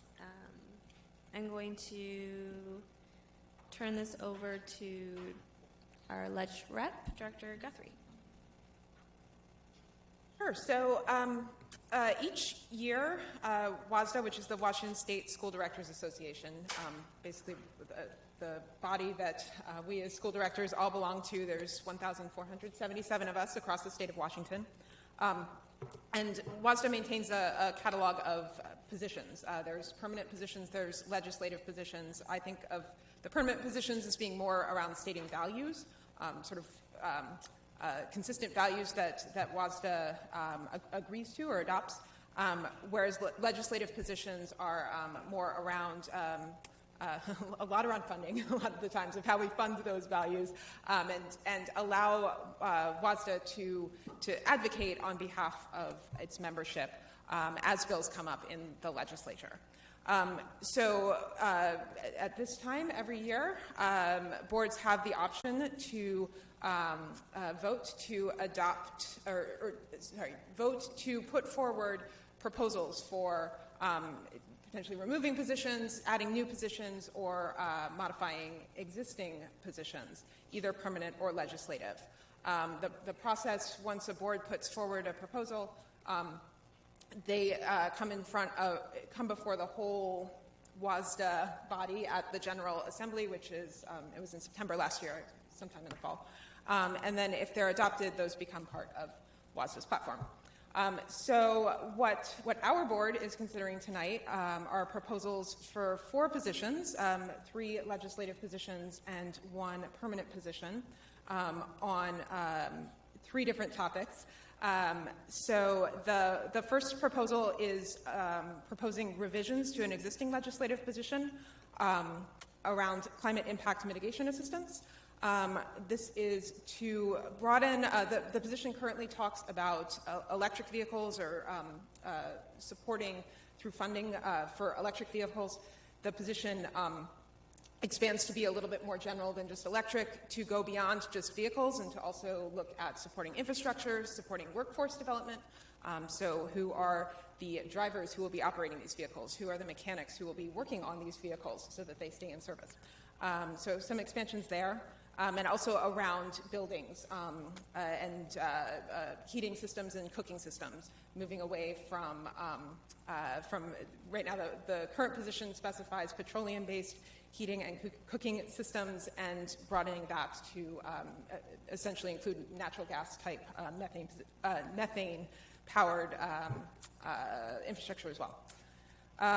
The second position, again, proposing revisions to an existing legislative position, funding safe, healthy, and contemporary school buildings. This has a whole list of things that could potentially, it's sort of a wish list of many things that we might want to fund around school construction, and the proposal is to add 1 bullet that allows in support of school districts using non-voted debt. See if I can get this right. Yes, non-voted debt to construct new school buildings. Right now, there's an RCW, a law that allows school districts to use non-voted debt for basically everything but new school buildings. And that's something that I believe that's what we were just hearing too of the additions, for example, that we're looking potentially to build, because those are not new buildings. They're additions to existing buildings. We're able to use non-voted debt to fund that. It means that we can get started on construction sooner, get kids into modern buildings sooner, and also save on construction escalation costs. And so this is essentially adding a bullet that also says, and plus also, let's be able to fund new buildings off of that, directly related to House Bill 2411 that Dr. Holman spoke about last meeting, that we tried to get through this legislative session. Didn't quite get there, but this would be adding support for that. And it's really not just, this is not unique to Lake Washington at all. Any district across Washington could potentially leverage this. The final proposal is, it's in one document in board docs. It's around literacy, and it's actually 2 separate positions. These are brand new positions. One is a permanent position, one is a legislative position. The permanent position essentially affirms literacy as a civil right, and just really recognizes the importance of literacy to everything that our students do in our school buildings and in life going forward. And then the second position is a legislative position specific to funding evidence-based literacy practices, curriculum, professional development, everything to actually implement quality literacy instruction. And this one, much credit to Sarah Betnell from Shoreline School District. We are hoping that our districts will put these both positions forward together and both support them together. So as we go to General Assembly. So yeah, that's a summary of the positions that are before you. And we need to vote to adopt them. That's part of the process. So that's what we're here today to do. Yeah, welcome. We can, if there's any questions or discussions on those positions, now's the time. Thank you so much for that summary and all the work. We very much appreciate it. We're very excited to be putting these positions forward to WASDA. Does anybody have any questions or points of clarification before?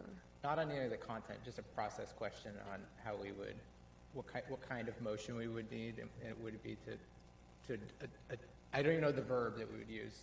We have to adopt the proposed. Adopt them. Yes. Okay. Positions for WASDA because I As believe our they're own due positions? before our next board meeting. So Okay. we would have to. We would adopt them as our positions to be submitted to WASDA for consideration at the General Assembly. Is that basically it? Yes, because you are deputizing Director Guthrie to move forward with these as official positions that the Lake Washington School District Board of Directors is supporting. So that's why you're adopting them. I have no questions on the substance. Then I will now entertain a motion to adopt the proposed WASDA positions for 1, climate impact mitigation assistance, 2, funding safe, healthy, contemporary school buildings, and the 3 positions under literacy as presented. So moved. Thank you, President Choi. Second. Is there any further discussion regarding the positions? One thing I did want to mention is a huge thank you to community members who provided feedback on the climate impact mitigation assistance position sort of last minute, but there were some really important clarifications there, so hopefully the board got a chance to review those because they came in a little bit late, but definitely better late than never and much appreciated.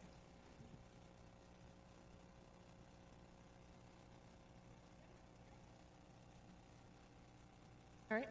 Hearing no further discussion, we will proceed to vote on the motion. It has been moved by Director LaLiberty and seconded by Director Yocum that the board will adopt the proposed WASDA positions for climate impact mitigation assistance funding, safe, healthy, contemporary school buildings, and literacy as presented. All those in favor, please signify by voting aye. Aye. All those opposed? Hearing none, the motion carries. I think we will go ahead and proceed to the next agenda item, and then we'll take a quick recess before we... Oh, okay, then we'll go ahead and take a break right now. The board will recess for 10 minutes, and we will resume at 8:47 p.m. Thank you. All right, thank you, everyone. We are ready to resume our meeting.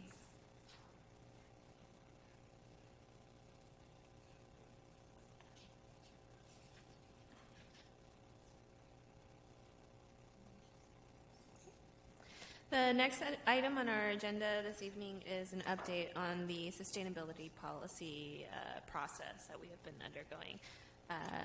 Vice President LaLiberty.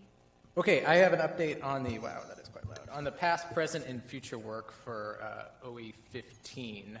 So that's currently titled our sustainability policy. And as I was going back through this, I also went back through just all the history of the work the board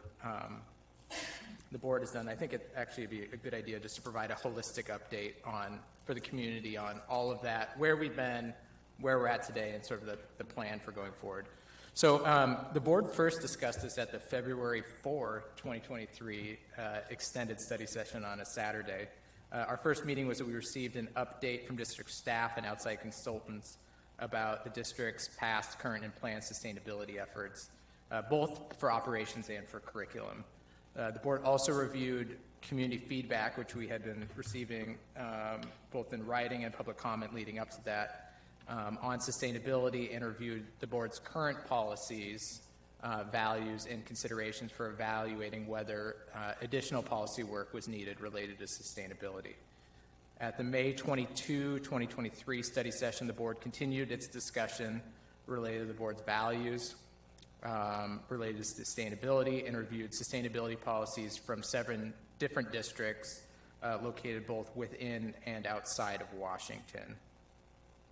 At the June 2023 board meeting, the board voted to form a sustainability policy committee, which was comprised of 2 board members, 2 community members, 1 of our student representatives, and 2 staff members. That sustainability policy committee met at the end of summer in 2023 to review the board's values and feedback from the 2 prior study sessions and to begin work on developing initial parameters for a policy and plans for stakeholder input in the process.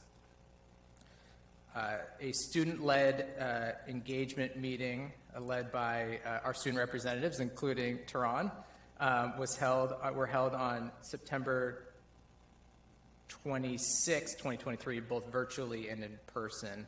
And both the board, I believe all of the board, and even some not yet elected board members were present for that and received feedback from students on values and ideas for policy work.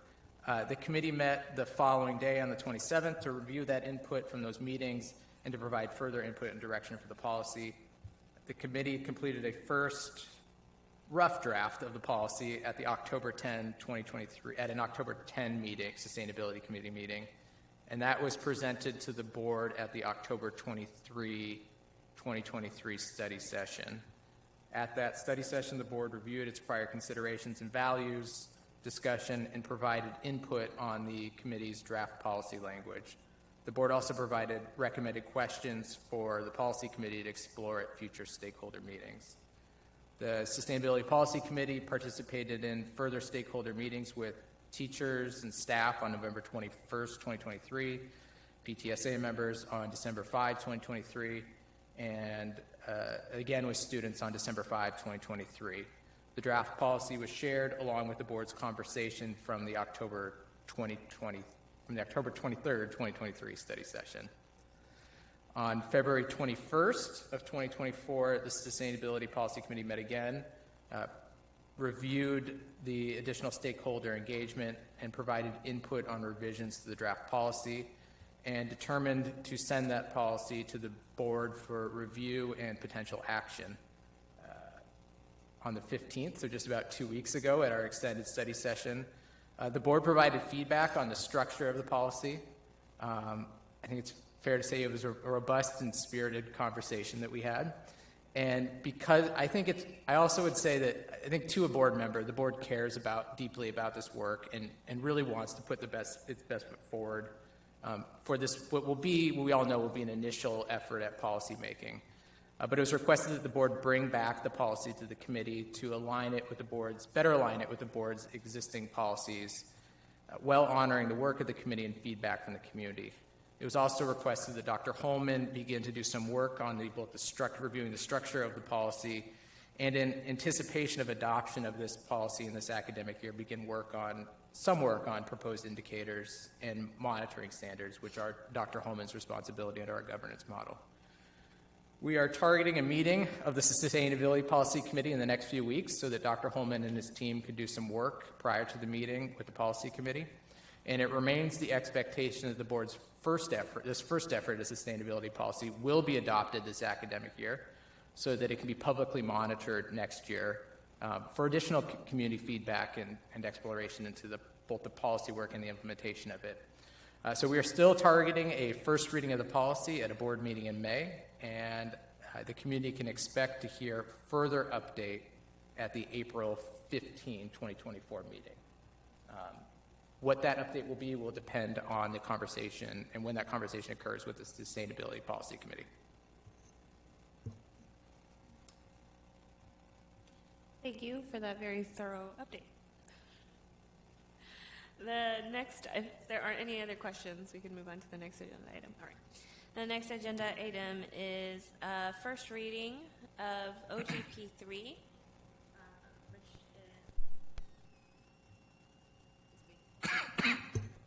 There are proposed changes to specifically how we do public comments. Dr. Holman.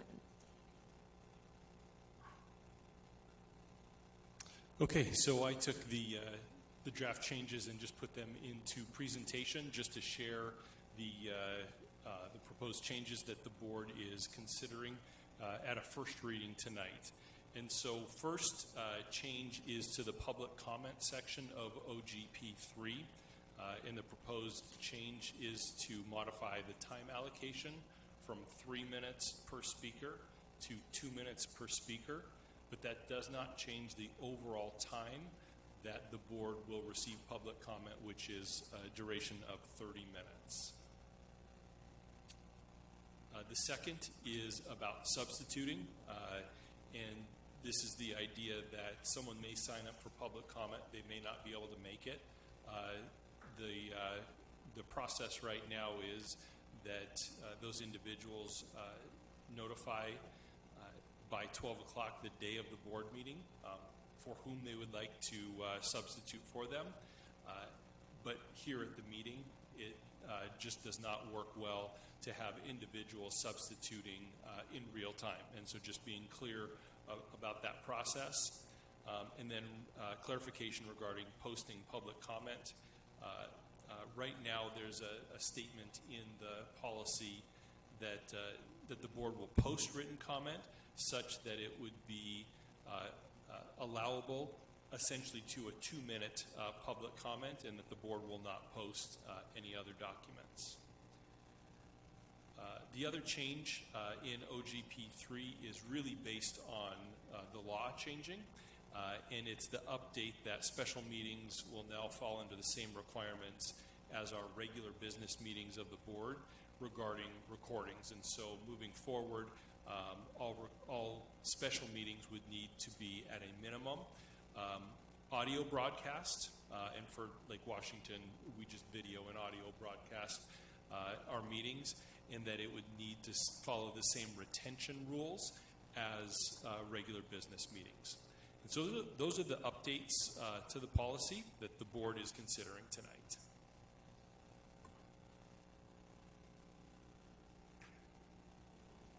Concerns, clarifications? I would like to actually, if you could go back, Dr. Holman, to the section on public comment.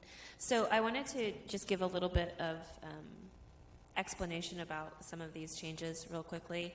The reason that there was consideration or debate about changing the time allocation for each speaker from 3 minutes to 2 minutes was really more around trying to get as many people an opportunity to speak. We unfortunately don't have unlimited time to listen to public comment at each of our board meetings. The meetings cover a lot of things, and we can't dedicate more than 30 minutes at this point in time for public comment. And we find that a lot of times we do have more than 10 speakers that sign up to come and participate. So in an effort to try to hear from more people who have made the effort to sign up and come out, we have decided to truncate the allotted time for each speaker to 2 minutes from 3 minutes in that effort. And when we looked at other board meetings around our area, trying to see what other communities are doing, we found that in general, 2 minutes seemed to be the amount of time that was allotted for public comment as well. So that was one of the reasons we wanted to look at our policy regarding public comment. Director Yoakum, you had something. So on that third point regarding posting of public comments for written comments, we are adding that written comments, it says in there, would constitute an estimated 2-minute verbal comment, and I'm just wondering if there's a better way to quantify the written comment that is more inclusive. So possibly more of like written public comment will not exceed more than 2 pages typed, rather than putting a minute time to that. And I just want to also highlight that the community, just for the community, that community can email or mail the board at any time, and this is just strictly for this policy is related to specifically public comment at board meetings. So just wanted to throw that out there too. I also wanted to clarify for the public as well about like substituting at a board meeting specifically and the confusion it causes for us board members and the audience itself and the community, because it needs to be clear who is giving the public comment and what their topic is, because then we have a better chance of understanding that perspective and maybe prepping beforehand and reaching out to that individual afterwards to respond to that public comment. You. Anyone else? So I'm hearing that there. Yes, I was going to go back to that. So I was hearing that there is a request to edit specifically the clarification regarding posting public comment section to, instead of specifying a time limit associated with the written public comment, some other form of either page. Yeah. Know what? But I think removing the time piece. Yeah. I think I concur. I think that makes a lot of sense. Anybody have any thoughts or disagrees? Yes, Director Stewart. On modification number 1, I'm still a little uncomfortable with us trimming the time. It's difficult for our community members to get 3 minutes squeezed into it. I understand that there's feedback at the podium that does make a speaker slow down. I'd suggest that I could care less about what the other school districts and how much time they allot. If we want to move to having 15 people speak, I'd say 3 minutes and do a 45-minute period. I think we can actually afford 15 minutes out of our lives to allow extra comment.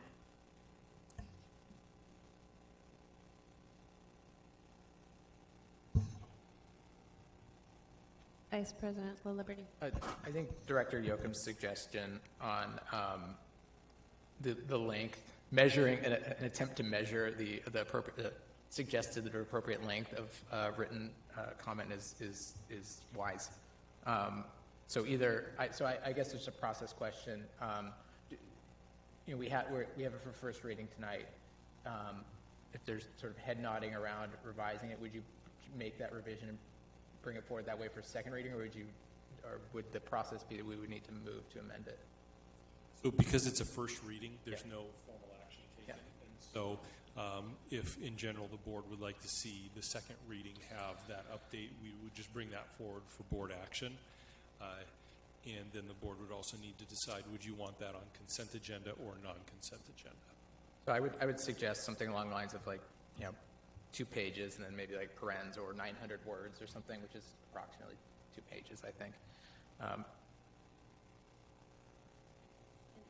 I'd also like to just clarify with this. This is specifically regarding written public comment.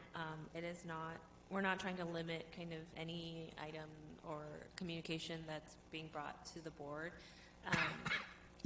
This is what's being uploaded and posted, and therefore, if historically, and you can correct me if I'm wrong, but historically we've had some asks of terabytes of data to be uploaded for written public comment, and that's physically not possible for us to accommodate. And so the reason this is coming up hasn't necessarily been a response to anything specific, but more along the lines of trying to get a grasp of what we can actually do, and then just standardizing the process for everyone.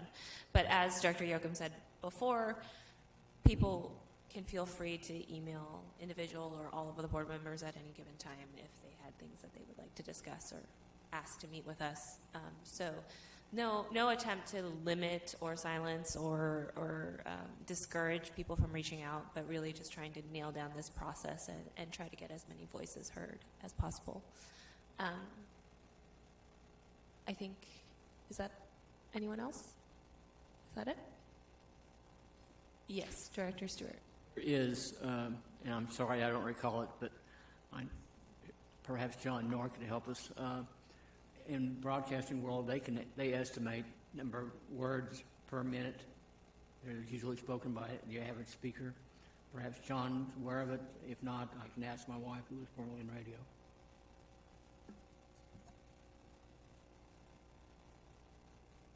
Director Guthrie. Yeah, and just to be clear too, there's no limit on the amounts that people can email us, or to speak.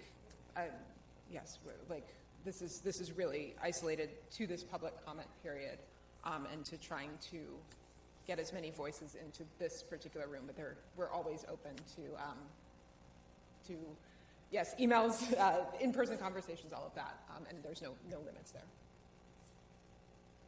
Yeah, and you can email us on our website, LWSD, and go to the board tab, which is the third one, and select board members, and we're all there.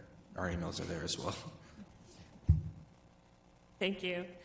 Okay, so that will be brought forward to our next board meeting.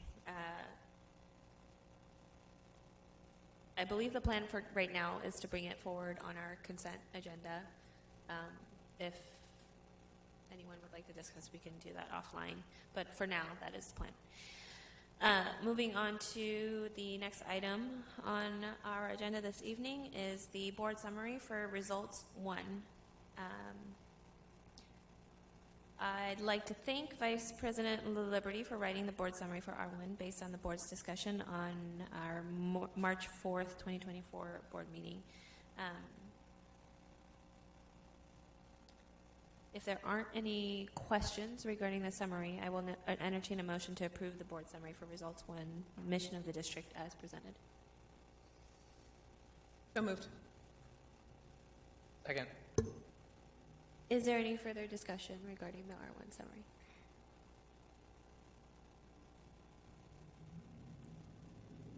Okay.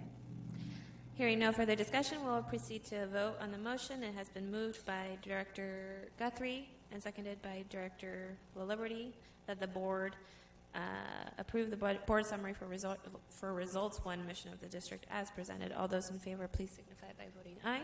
Aye. Aye. All those opposed? Hearing none, the motion carries.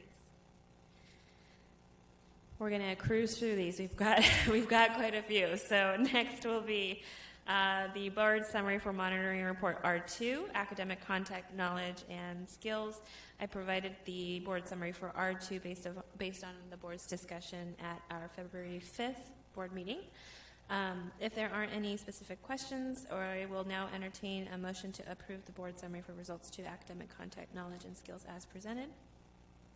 Is there any further discussion? Vice President LaLiberty. Well, no, you didn't get to thank yourself, so I just want to thank you for doing this work, and in particular for, I just appreciate the direction being very precise and direct, and so thank you for doing that. Anything else? Okay. And then I move approval.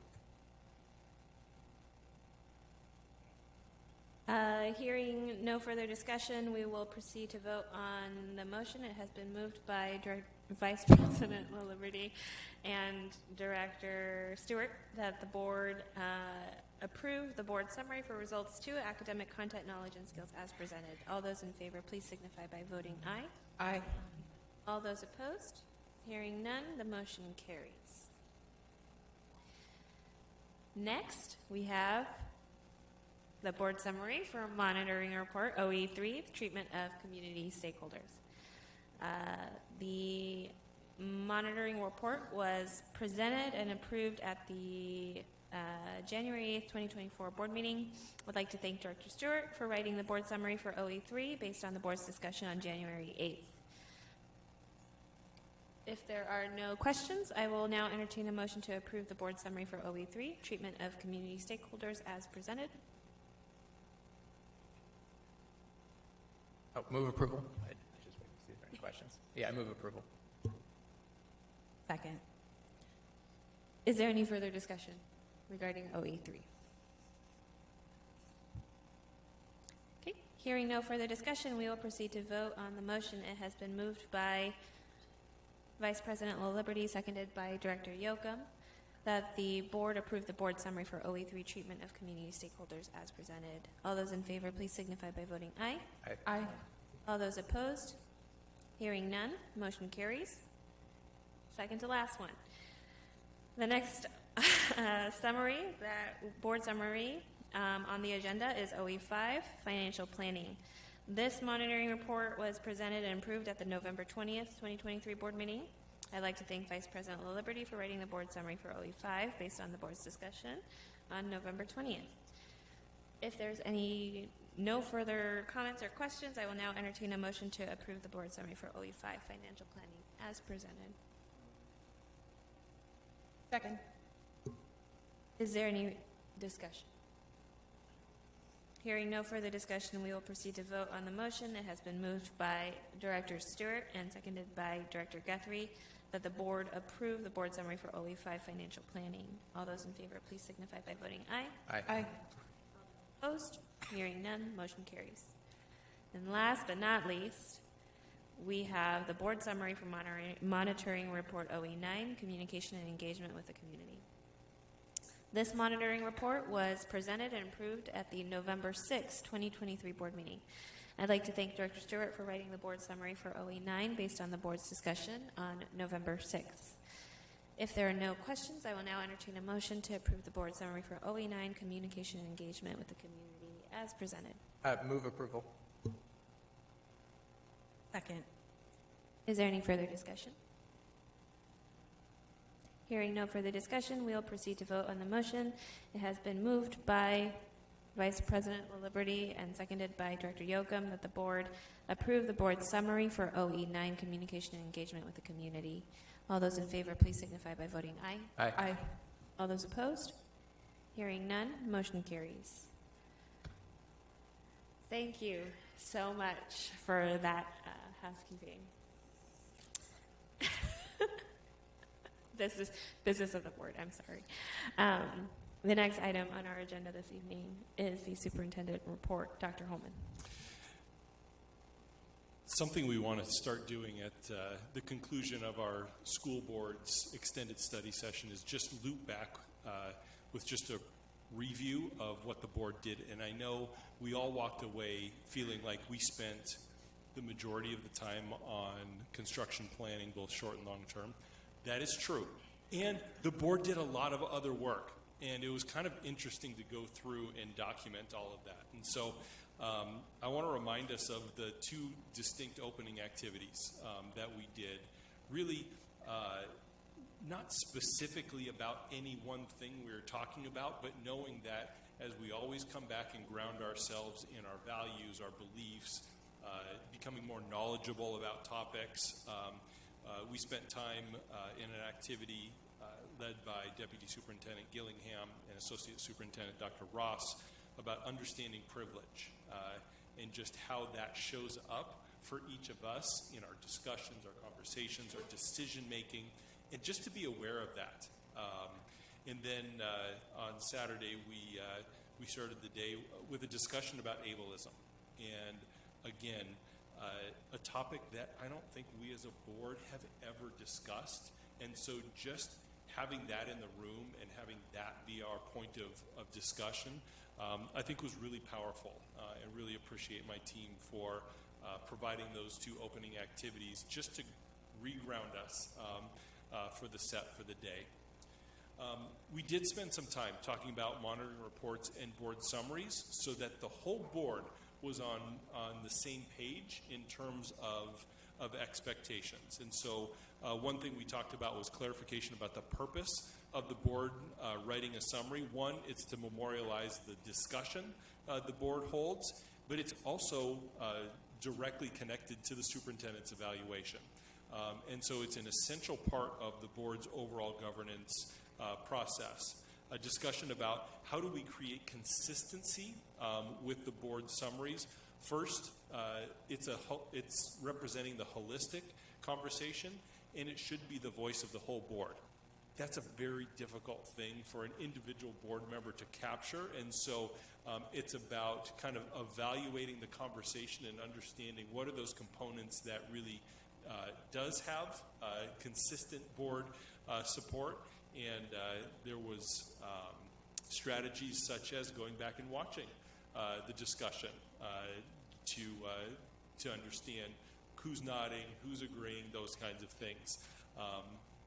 And the other piece about consistency is about being specific and direct. And I think that comes specifically from your superintendent. That a passive voice, it doesn't provide the level of direction that I think the board is intending. And the word that we've often tossed around is the word consider. And if the board wants us to consider, we will definitely consider. And that doesn't mean we'll ignore it. We will truly put a consideration in. But as you can see in some of the reports you approved tonight, there's very specific and direct actions that we as a team can bring back to the board in the future. We talked about non-consent monitoring, and what does that look like? That there's 3 specific categories that the board will be writing about: commendations, suggestions and findings, and action items. And we will make sure that next year's reports have those sections clearly outlined in the very first section of the report, and that the board won't be doing indicator by indicator commendations, suggestions and findings, and action items. And then we talked about consent monitoring. Again, to provide consistency for the whole board and clarity of the process, that the board provides consistent statement around the monitoring report being approved, but there isn't specific direction provided because there hasn't been a discussion by the whole board. Director Stewart found that uniquely challenging when he was trying to write a summary on a consent monitoring report. That questions from board members can always be answered by myself or my team. And the board also recognizes that there's benefit to monitoring each policy publicly on a periodic basis. And so going too many years without publicly monitoring, that's something that the board is not interested in. The board talked about attending community events, and this was an interesting discussion. It also shows how interested this board is with engaging and participating with the community. So the issue of concern was really, given our requirements related to OPMA, how does the board not inadvertently impact other organizations by having quorum at a non-Lake Washington School District board meeting or event? So that was, I was trying to summarize the issue of concern. One of the things I'm doing is I'm reaching out to legal counsel to really understand if one of our partners has an event and 3 board members show up, how is that okay and how is that not okay, so that the board has clarity on that. We also discussed other methods of really being clear about what events board members are attending, and so we'll work on that for next school year. We talked about operational expectation 3 and 9 review. We had a discussion about the proposed policy and the merits of that language. The board did request a first reading of it. The board also talked about the community engagement aspect around OE3 and OE9 and agreed that the preference seems to be to have a first and second reading this academic year and then do more thorough engagement next year with that policy, knowing that the current proposed language is far superior to the language that you're currently monitoring. And so it may not be the final product in the end, and the board will do that engagement next year. And so currently the first reading is scheduled for the April 15th, 2024 board meeting. The board had a good discussion, lengthy discussion, robust and rigorous. Is that what you called it earlier? it's something in that vein. These are the key takeaways from that Associate Superintendent Posthumus had in her had in her presentation, and that you saw tonight as well. That enrollment current projections they're declining by about 7% over the next 10 years. This will also require continued budget adjustments commensurate with enrollment, because we know enrollment and budget are forever tied to one another here in the state of Washington. That the majority of new development is multifamily, which continues to generate a low number of students. And we also heard there's some locations that don't follow that trend and pattern. And so my wonder is, how do we do maybe a more transparent way of identifying those locations, knowing that generally our multifamily generation rate is consistent across the district for, I'll just say, typical multifamily units. We also know that births have declined and are stabilizing, but they're not projecting to be returning to pre-pandemic levels. The board also received legislative session changes in relation to the budget. And so just two kind of high-level key takeaways, that the legislative supplemental budget provided a one-time for 23-24 allocation for the prototypical model for both materials, supplies, and operating costs, MSOCs, and other staffing shortfalls in our classified area. But they also provided that same support and actually somewhat increased in an ongoing way for 2024-25 budget year and beyond. In our budget planning, key takeaways from that presentation, we had to reduce the list down. It just seemed like they kept going on for a while. We did report to the board that given the lack of clarity that we ever have with the STARS transportation funding model, the best we can do around next year's revenue is just assume what we received the prior year. And then this year it came in higher. And so that was a happy surprise for Lake Washington, but I know there's other districts across the state that had the exact opposite experience, where they received millions of dollars less, and there's no explanation. It's just the STARS formula and regression model that nobody understands. And so for us, it put us in a positive place, but that's a really disappointing model that we hope our legislature can take action on.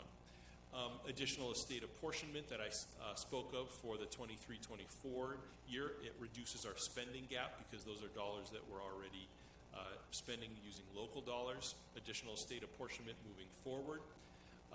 This year we did have additional revenue based on enrollment, but we also had additional expenses to cover the cost of enrollment, increases, our special programs, and some utility and overhead costs such as insurance. We also know that our state COLA, it did reduce slightly from what was projected, but then there were some benefits, cost increases, and so it kind of was a net neutral. But we know that the local cost of the staff cost of living adjustment is $5 million for Lake Washington School District. So that those are local funds that cover that state-required cost of living adjustment.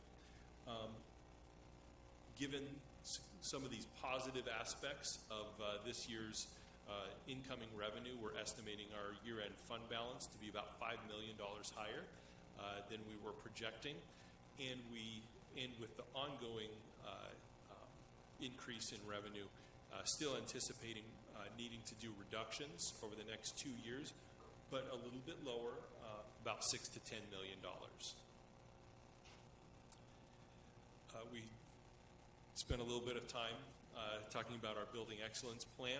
You heard the outcome of that spirited and rigorous discussion.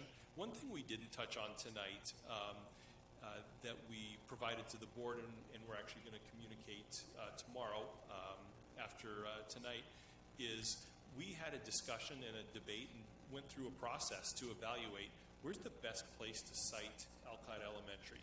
And there was a lot of pros for citing Alkite Elementary on Site 44. There's a lot of pros for citing it right where it is. And at the end of the day, the determination was to cite Alkite Elementary where it is currently on their school site. And so appreciate the community, staff who participated in really helping the team to think through all of the considerations, or many of the considerations, knowing that there's benefits to both. Sustainability policy, you received a spirited and robust update around that earlier. And you can see that last bullet really does align with Vice President LaLiberty's final comment that the board did ask for us to bring that policy back to the Sustainability Policy Committee to align the policy with coherent governance, but don't lose what the committee and stakeholder feedback has referenced. And then finally, there was 2 topics we did not get to. Doesn't mean they weren't important. It's just time did run a bit short. And so operational expectation 10, the board has an interest in reviewing that in a number of different aspects.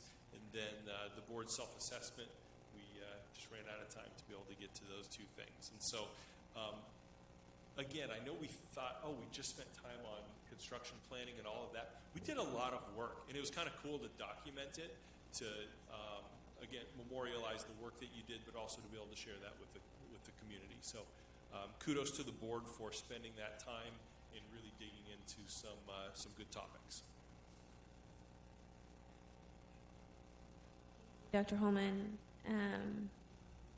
the extended study session is really the one opportunity in the year that the board dedicates an extended amount of time to working and learning together. And I personally would like to say that I particularly value that opportunity to engage in the extensive dialogue and learning that we are able to do, and continue to find real value in that experience. And thank you for summarizing it the way that you did, because we did cover quite a bit of topics and materials. The next item on our agenda is Public and Community Affairs. This portion of the business meeting of the board is an opportunity for any board members to inform and provide updates from organizations or groups that they engage with on behalf of LWSD. Dr. Holman, I know that we have a legislative update this evening as the legislative session concluded in March. We want to start with the legislative update tonight? Great.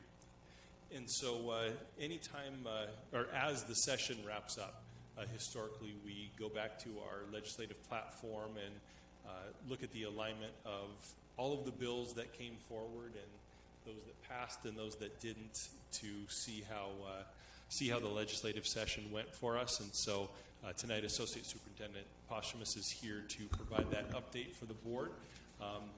There's definitely, again, some positives in this, but there's also a lot of work to be done. And so I know I was at the Puget Sound ESD superintendent's meeting on Friday, and WASA is really leading the charge on being very, very specific about the targets in the next session, targets that all school districts can get behind. I'll try and remember all 3 of them. Number 1 was special education funding. It just feels like a federal and state program that is so drastically underfunded that has to be stood up by every local community across the state. Like, at some point it has to become unacceptable, to the point where that is the thing we advocate for, because it would make a great deal of difference for every student in school districts across the state of Washington. Transportation funding and MSOCs are the other 2 items that WASA really is putting forward as these are high leverage legislative advocacy topics. And so with that, I'll hand it to Barbara to walk through our 2024 legislative session. All right, thank you. So this is really our summary at the end of the session, our wrap-up. So just a reminder, each year you as the Board of Directors develop your legislative platform. That was done in the fall, and the platform is your areas of priority and focus, and then you meet with your legislators at the beginning of each session to share those priorities. So I want to kind of go over, re-summarize our priorities, and then kind of tell you the outcomes of those from the session. So this year was a short session of the biennium. It began in January and ended March 7th. So our district provided testimony, written testimony, live or written testimony on 21 bills. So the first priority area was diversity, equity, and inclusion. And our priority areas was fully fund special education programs and staffing to align with inclusionary practice. You'll see an X next to our priority. If the legislature really didn't meet our priority, you'll see a check mark if some movement was achieved, and sometimes I put a check and an X, means they made some progress but didn't get there. So this year, the legislature, they did increase the enrollment cap for special ed from 15 to 16%. Unfortunately, Lake Washington, our special education enrollment is 9% of our overall enrollment. So those additional funds, I think they only help 45 districts across the state. They modified the safety net awards and clarified the review process. That has a minimal impact on us. So really did not make much of any progress on special education. We also requested that they update the transportation funding formula. Dr. Holman already talked about that, and no progress was made on that. They proposed another study. Anyway, in my 30-year plus career, the number of studies that have been done with no action is incredible. So the last priority area in this area was the teacher training. Just authorizing alternative teacher training and certificated programs to, again, increase our ability to recruit and retrain. So there were 2 bills about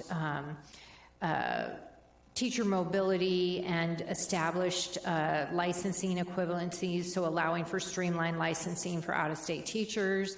And then they provided funding to offer a residency program in ESD 112, not our ESD, and then contracted with labor organizations to fund teacher residents. So some, again, progress there. So I won't read all of these bills, but just wanted to highlight some special education bills that were out there.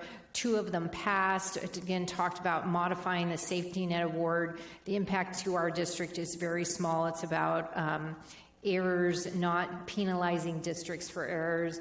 I think we were penalized for about $30,000 last year. So I think other districts have much higher kind of non-acceptance rates. So that should help districts.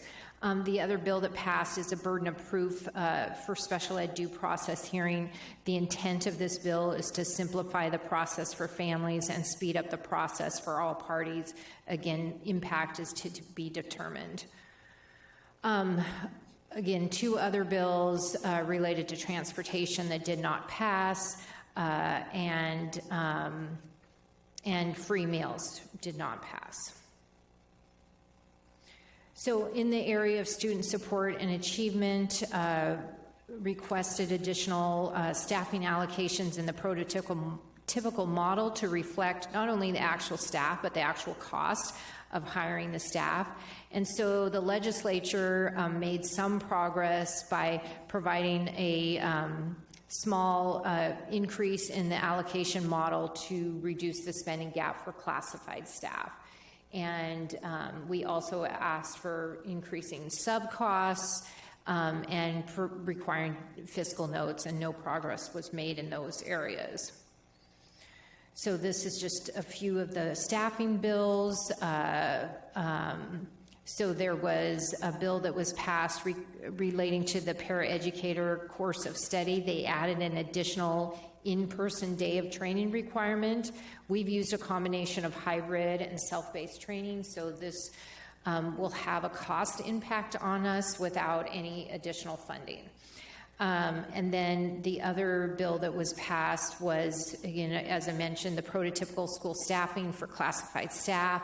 Again, an estimate of about $1 million in additional revenue to reduce that spending gap. So some curriculum and graduation requirement bills, a lot of bills mandating certain education in our curriculum, certain curriculums such as financial education, agriculture literacy, Holocaust education, the computer science bill that failed, we already comply with that. The one bill that did pass that's been in the news recently is Senate Bill 5462. It just mandates that districts adopt inclusion of histories, contributions, and perspective of historically marginalized and underrepresented groups. OSPI must include a screening for biased content, but before anything is done at the district level, WASDA must adopt a model policy, and they're to do that by June, and then districts adopt an administrative policy by October. So can I just talk about that real quick? Absolutely. It's interesting to see how that legislation is being kind of discussed in the media, and I just want to say we talked through the whole bill today, and much of it is about how are we screening our curriculum adoptions for bias? How are we ensuring that there's representation across an array of identity in our curriculum, such that our students have a holistic experience in our classrooms. Dr. Rose talked about much of the work they're doing already exceeds what this bill requires, such as the tools we're using to screen curriculum, the evaluation of those curriculum, our IMC process. Like, all of these things are in place to make sure that we reduce bias in our curriculum and our curriculum resources, that we represent individuals from history across the array of identities, and that it's appropriate for students, age appropriate for students, and that's in the bill and the legislation as well. And so I feel like this bill is getting a lot of press for not a significant change, and to be honest with you, something that this board has already expected us to do within your policies related to the adoption of curriculum in OE11. All right, and in the area of sustainability, we had two goals about develop funding models so that districts can transition to zero emissions vehicles by 2030. There was a bill that Representative Sen put out about, but the implementation that basically got rid of the implementation timeline, but also as well as state funding. So basically it says now that once the cost of these electric vehicles become equal to the current cost, then that's how it will get funded. And then there will be a zero emissions grant program administered by the Department of Ecology, and for districts over 3,000 students, that's the next section. But, and again, we know that our ability to get grants, we tend to be lower priority. We get low priority for some of these grants. And so the other area was incentivizing funding for sustainable design and construction. And so there was two separate energy assessment funds and grant funds. And for, again, districts with greater than 3,000 students, the grants are really just for the assessment only and not for the actual implementation. So a bill, again, the past is the mandating the purchase, as I mentioned, of electrical buses and again, potential grants. So under modern learning facilities, a lot of continued conversation about simple majority. There were bills that received hearings this year, so a good sign, but they failed to advance beyond their committees. And then Lake Washington worked with our local legislators to sponsor a change in the non-voted debt rules. This is related to our LGOs bonds, and again, the committees in both chambers considered them, but the Senate did not take up the House version. So we are going to be meeting with our local legislators in post-session meetings this week, so we'll be getting feedback on next steps with that. And we may need to find a new Senate sponsor for next session. These are just some facility bills, again, simple majority that did not pass, and just some benefits relating to sales tax that we would get construction assistance funding, including sales tax. So none of those bills passed. In the area of future-ready schools, our priorities were creating a funding mechanism to support school-based health and wellness centers. And again, we knew this was a priority as a long-term goal, and we didn't think we'd see movement right away on this, but so it is something in the long-term area. And then the next area, we asked OSPI to develop guidance on use of AI, and they actually, the AI guidance from OSPI is going to include FAQs, resources focused on the classroom, and things like that. So that's good news. And then there was legislation to establish an AI task force and trends by private and public sector, but the education sector was not explicitly called out in this particular task force. An earlier version of the bill would have included representatives from OSPI and a teachers association, so hopefully that can be focused on next year. Just some miscellaneous operation bills. The two that passed were pupil transportation, and that really doesn't have it. It was related to districts that contract out for yellow bus service, so it didn't relate to having equivalent benefits, so that really doesn't apply to Lake Washington. And then a bill that increased state funding for MSOC allocations, provided one-time funding for the 23-24 school year of approximately $600,000. So again, that helps close that gap, focus on, they know the utilities and insurance are continuing to increase. So what we did during the session, again, meeting with legislators, we're having some follow-up meetings this week with legislators, and I know if board members could sign up for those meetings, that would be helpful. And then we're continuing during the session, we're monitoring bills and hearings. Administrators in the district provided testimony during 24 hearings this session. Signed in as pro for 10 other hearings, and again, always willing to follow up an email or message as they need information, and attended the legislative conference in Olympia, Day on the Hill meetings with our House and Senate Education Committee members. So continuing that work and looking forward to our conversations this week and next with our legislators. That's the end. Very much. I believe Director Guthrie also has a ledge update. Yeah, next steps, correct. Yes. So some of the other next steps that we've talked about coming out of this session, definitely bringing 2411 back and thinking about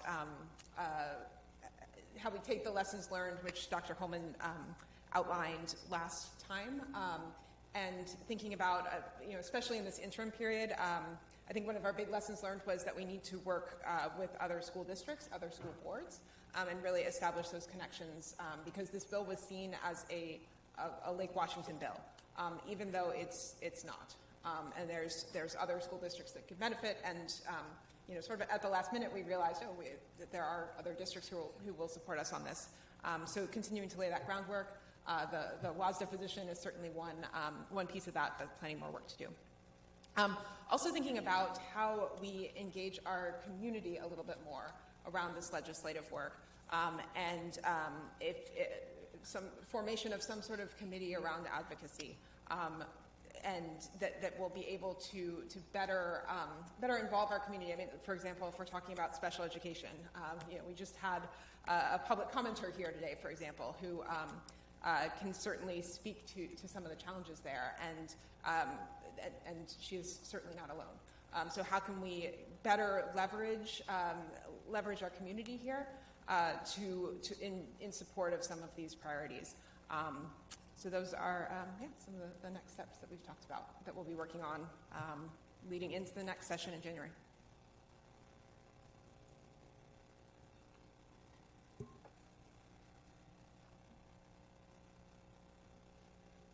Director Guthrie, I think you would agree the timeline for that kind of group formation would be beginning of next school year, knowing that legislative session. To get a legislator's ear before January is critically important because once the session starts, they're actively involved in their things. And so that education process would need to be pretty early next year so that they understand our legislative platform, educate them about some of the, underpinnings and underlying factors related to it so that they then also understand, well, what are the best ways to communicate with legislators? How do I testify? Like, all of those components will be really important. Director Yoga. Benefit to, forming that committee sooner than the beginning of the next school year? Because I know that they are out now, and there has been talk when I tuned in, I think, to one of the WASDA in sessions. It's like, get them into the classrooms now before school is out. Is there a benefit to that? I'm just curious, we have the summer, if there are people here, I know that it's not ideal to meet in the summer, but just curious thoughts. Yes, there would be a benefit. I think it's also figuring out the design and the design that fits within legal requirements. Still working on that component of it as well.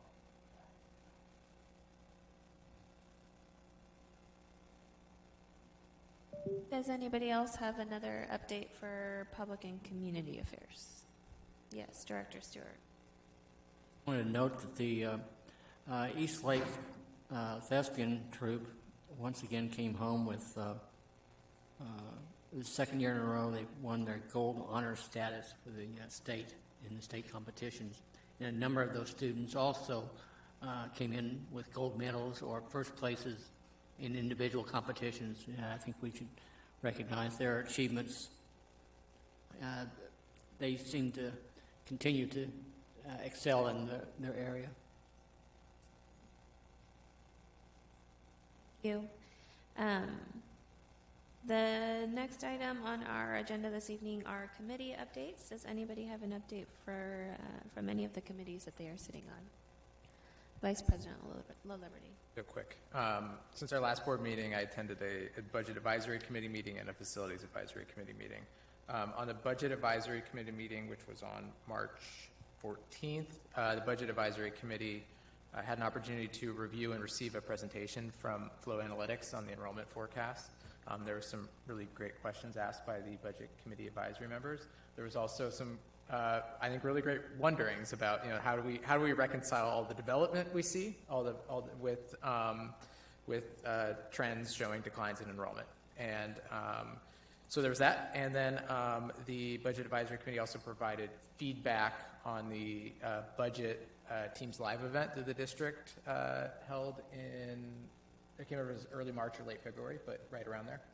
and provide feedback on that, and also ideas for future engagement with the community and also articulation of information as we continue our budget work. On the Facilities Advisory Committee, we met, I think it was last week, and the committee received and reviewed and provided input on both the 2024, the recommendation for the 2024 levy measure, as well as the reallocation of funds for the high school, additional high school capacity on the east side of the district. I'd say that the committee was supportive of the recommendations and also provided some pretty great feedback on how we can talk about those and to the broader community, those different actions. And then finally, we took a tour of Kamayakan Elementary. The Facilities Advisory Committee did. It was I think for many, it was a very eye-opening tour. And for me, I learned that somebody I went to kindergarten with teaches at Kamayakan Elementary now. So yeah, there it is.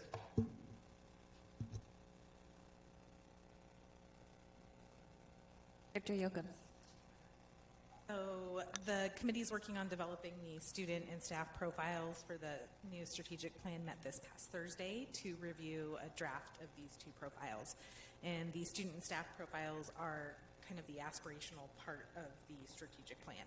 And after some time of initial reflection, small groups provided additional feedback for these draft profiles. They highlighted elements missing from these initial drafts or pieces that should be removed or edited. Groups also identified items that need to be modified to be more future-oriented or more culturally inclusive. So these two groups plan to meet back at the end of May for what I believe is their final meeting for the school year. Director Guthrie. Yeah, so Community Connectors met last Wednesday, March 20th. This was an extra meeting added over Teams. And the group recentered really on the current situation when it comes to community resource officers in Lake Washington, walking through some of the history, which the board heard back in August, of how we've gotten to the current state, some of the work that's been done over the last few years, and to better understand sort of where we've been and where we are now. The group had questions leading into, I believe, April is the last scheduled meeting, to better understand holistic school safety and sort of how do our students feel in terms of safety, what makes them feel safe, how safe do they feel today, and so on, and same for staff.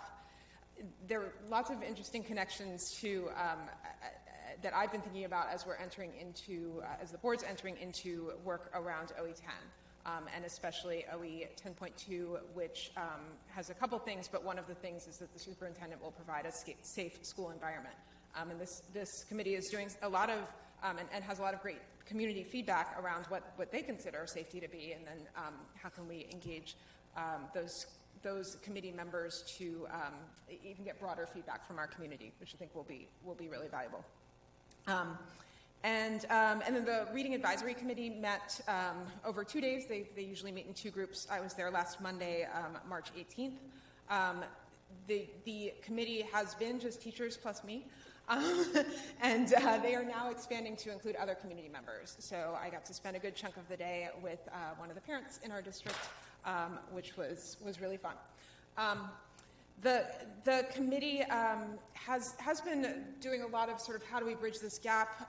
The new reading curriculum that we're looking to adopt is like fall of 2026 is the timeline. So to date, the committee's been doing a lot of work on how do we make the best of what we've got right now and effective practices with our current curriculum.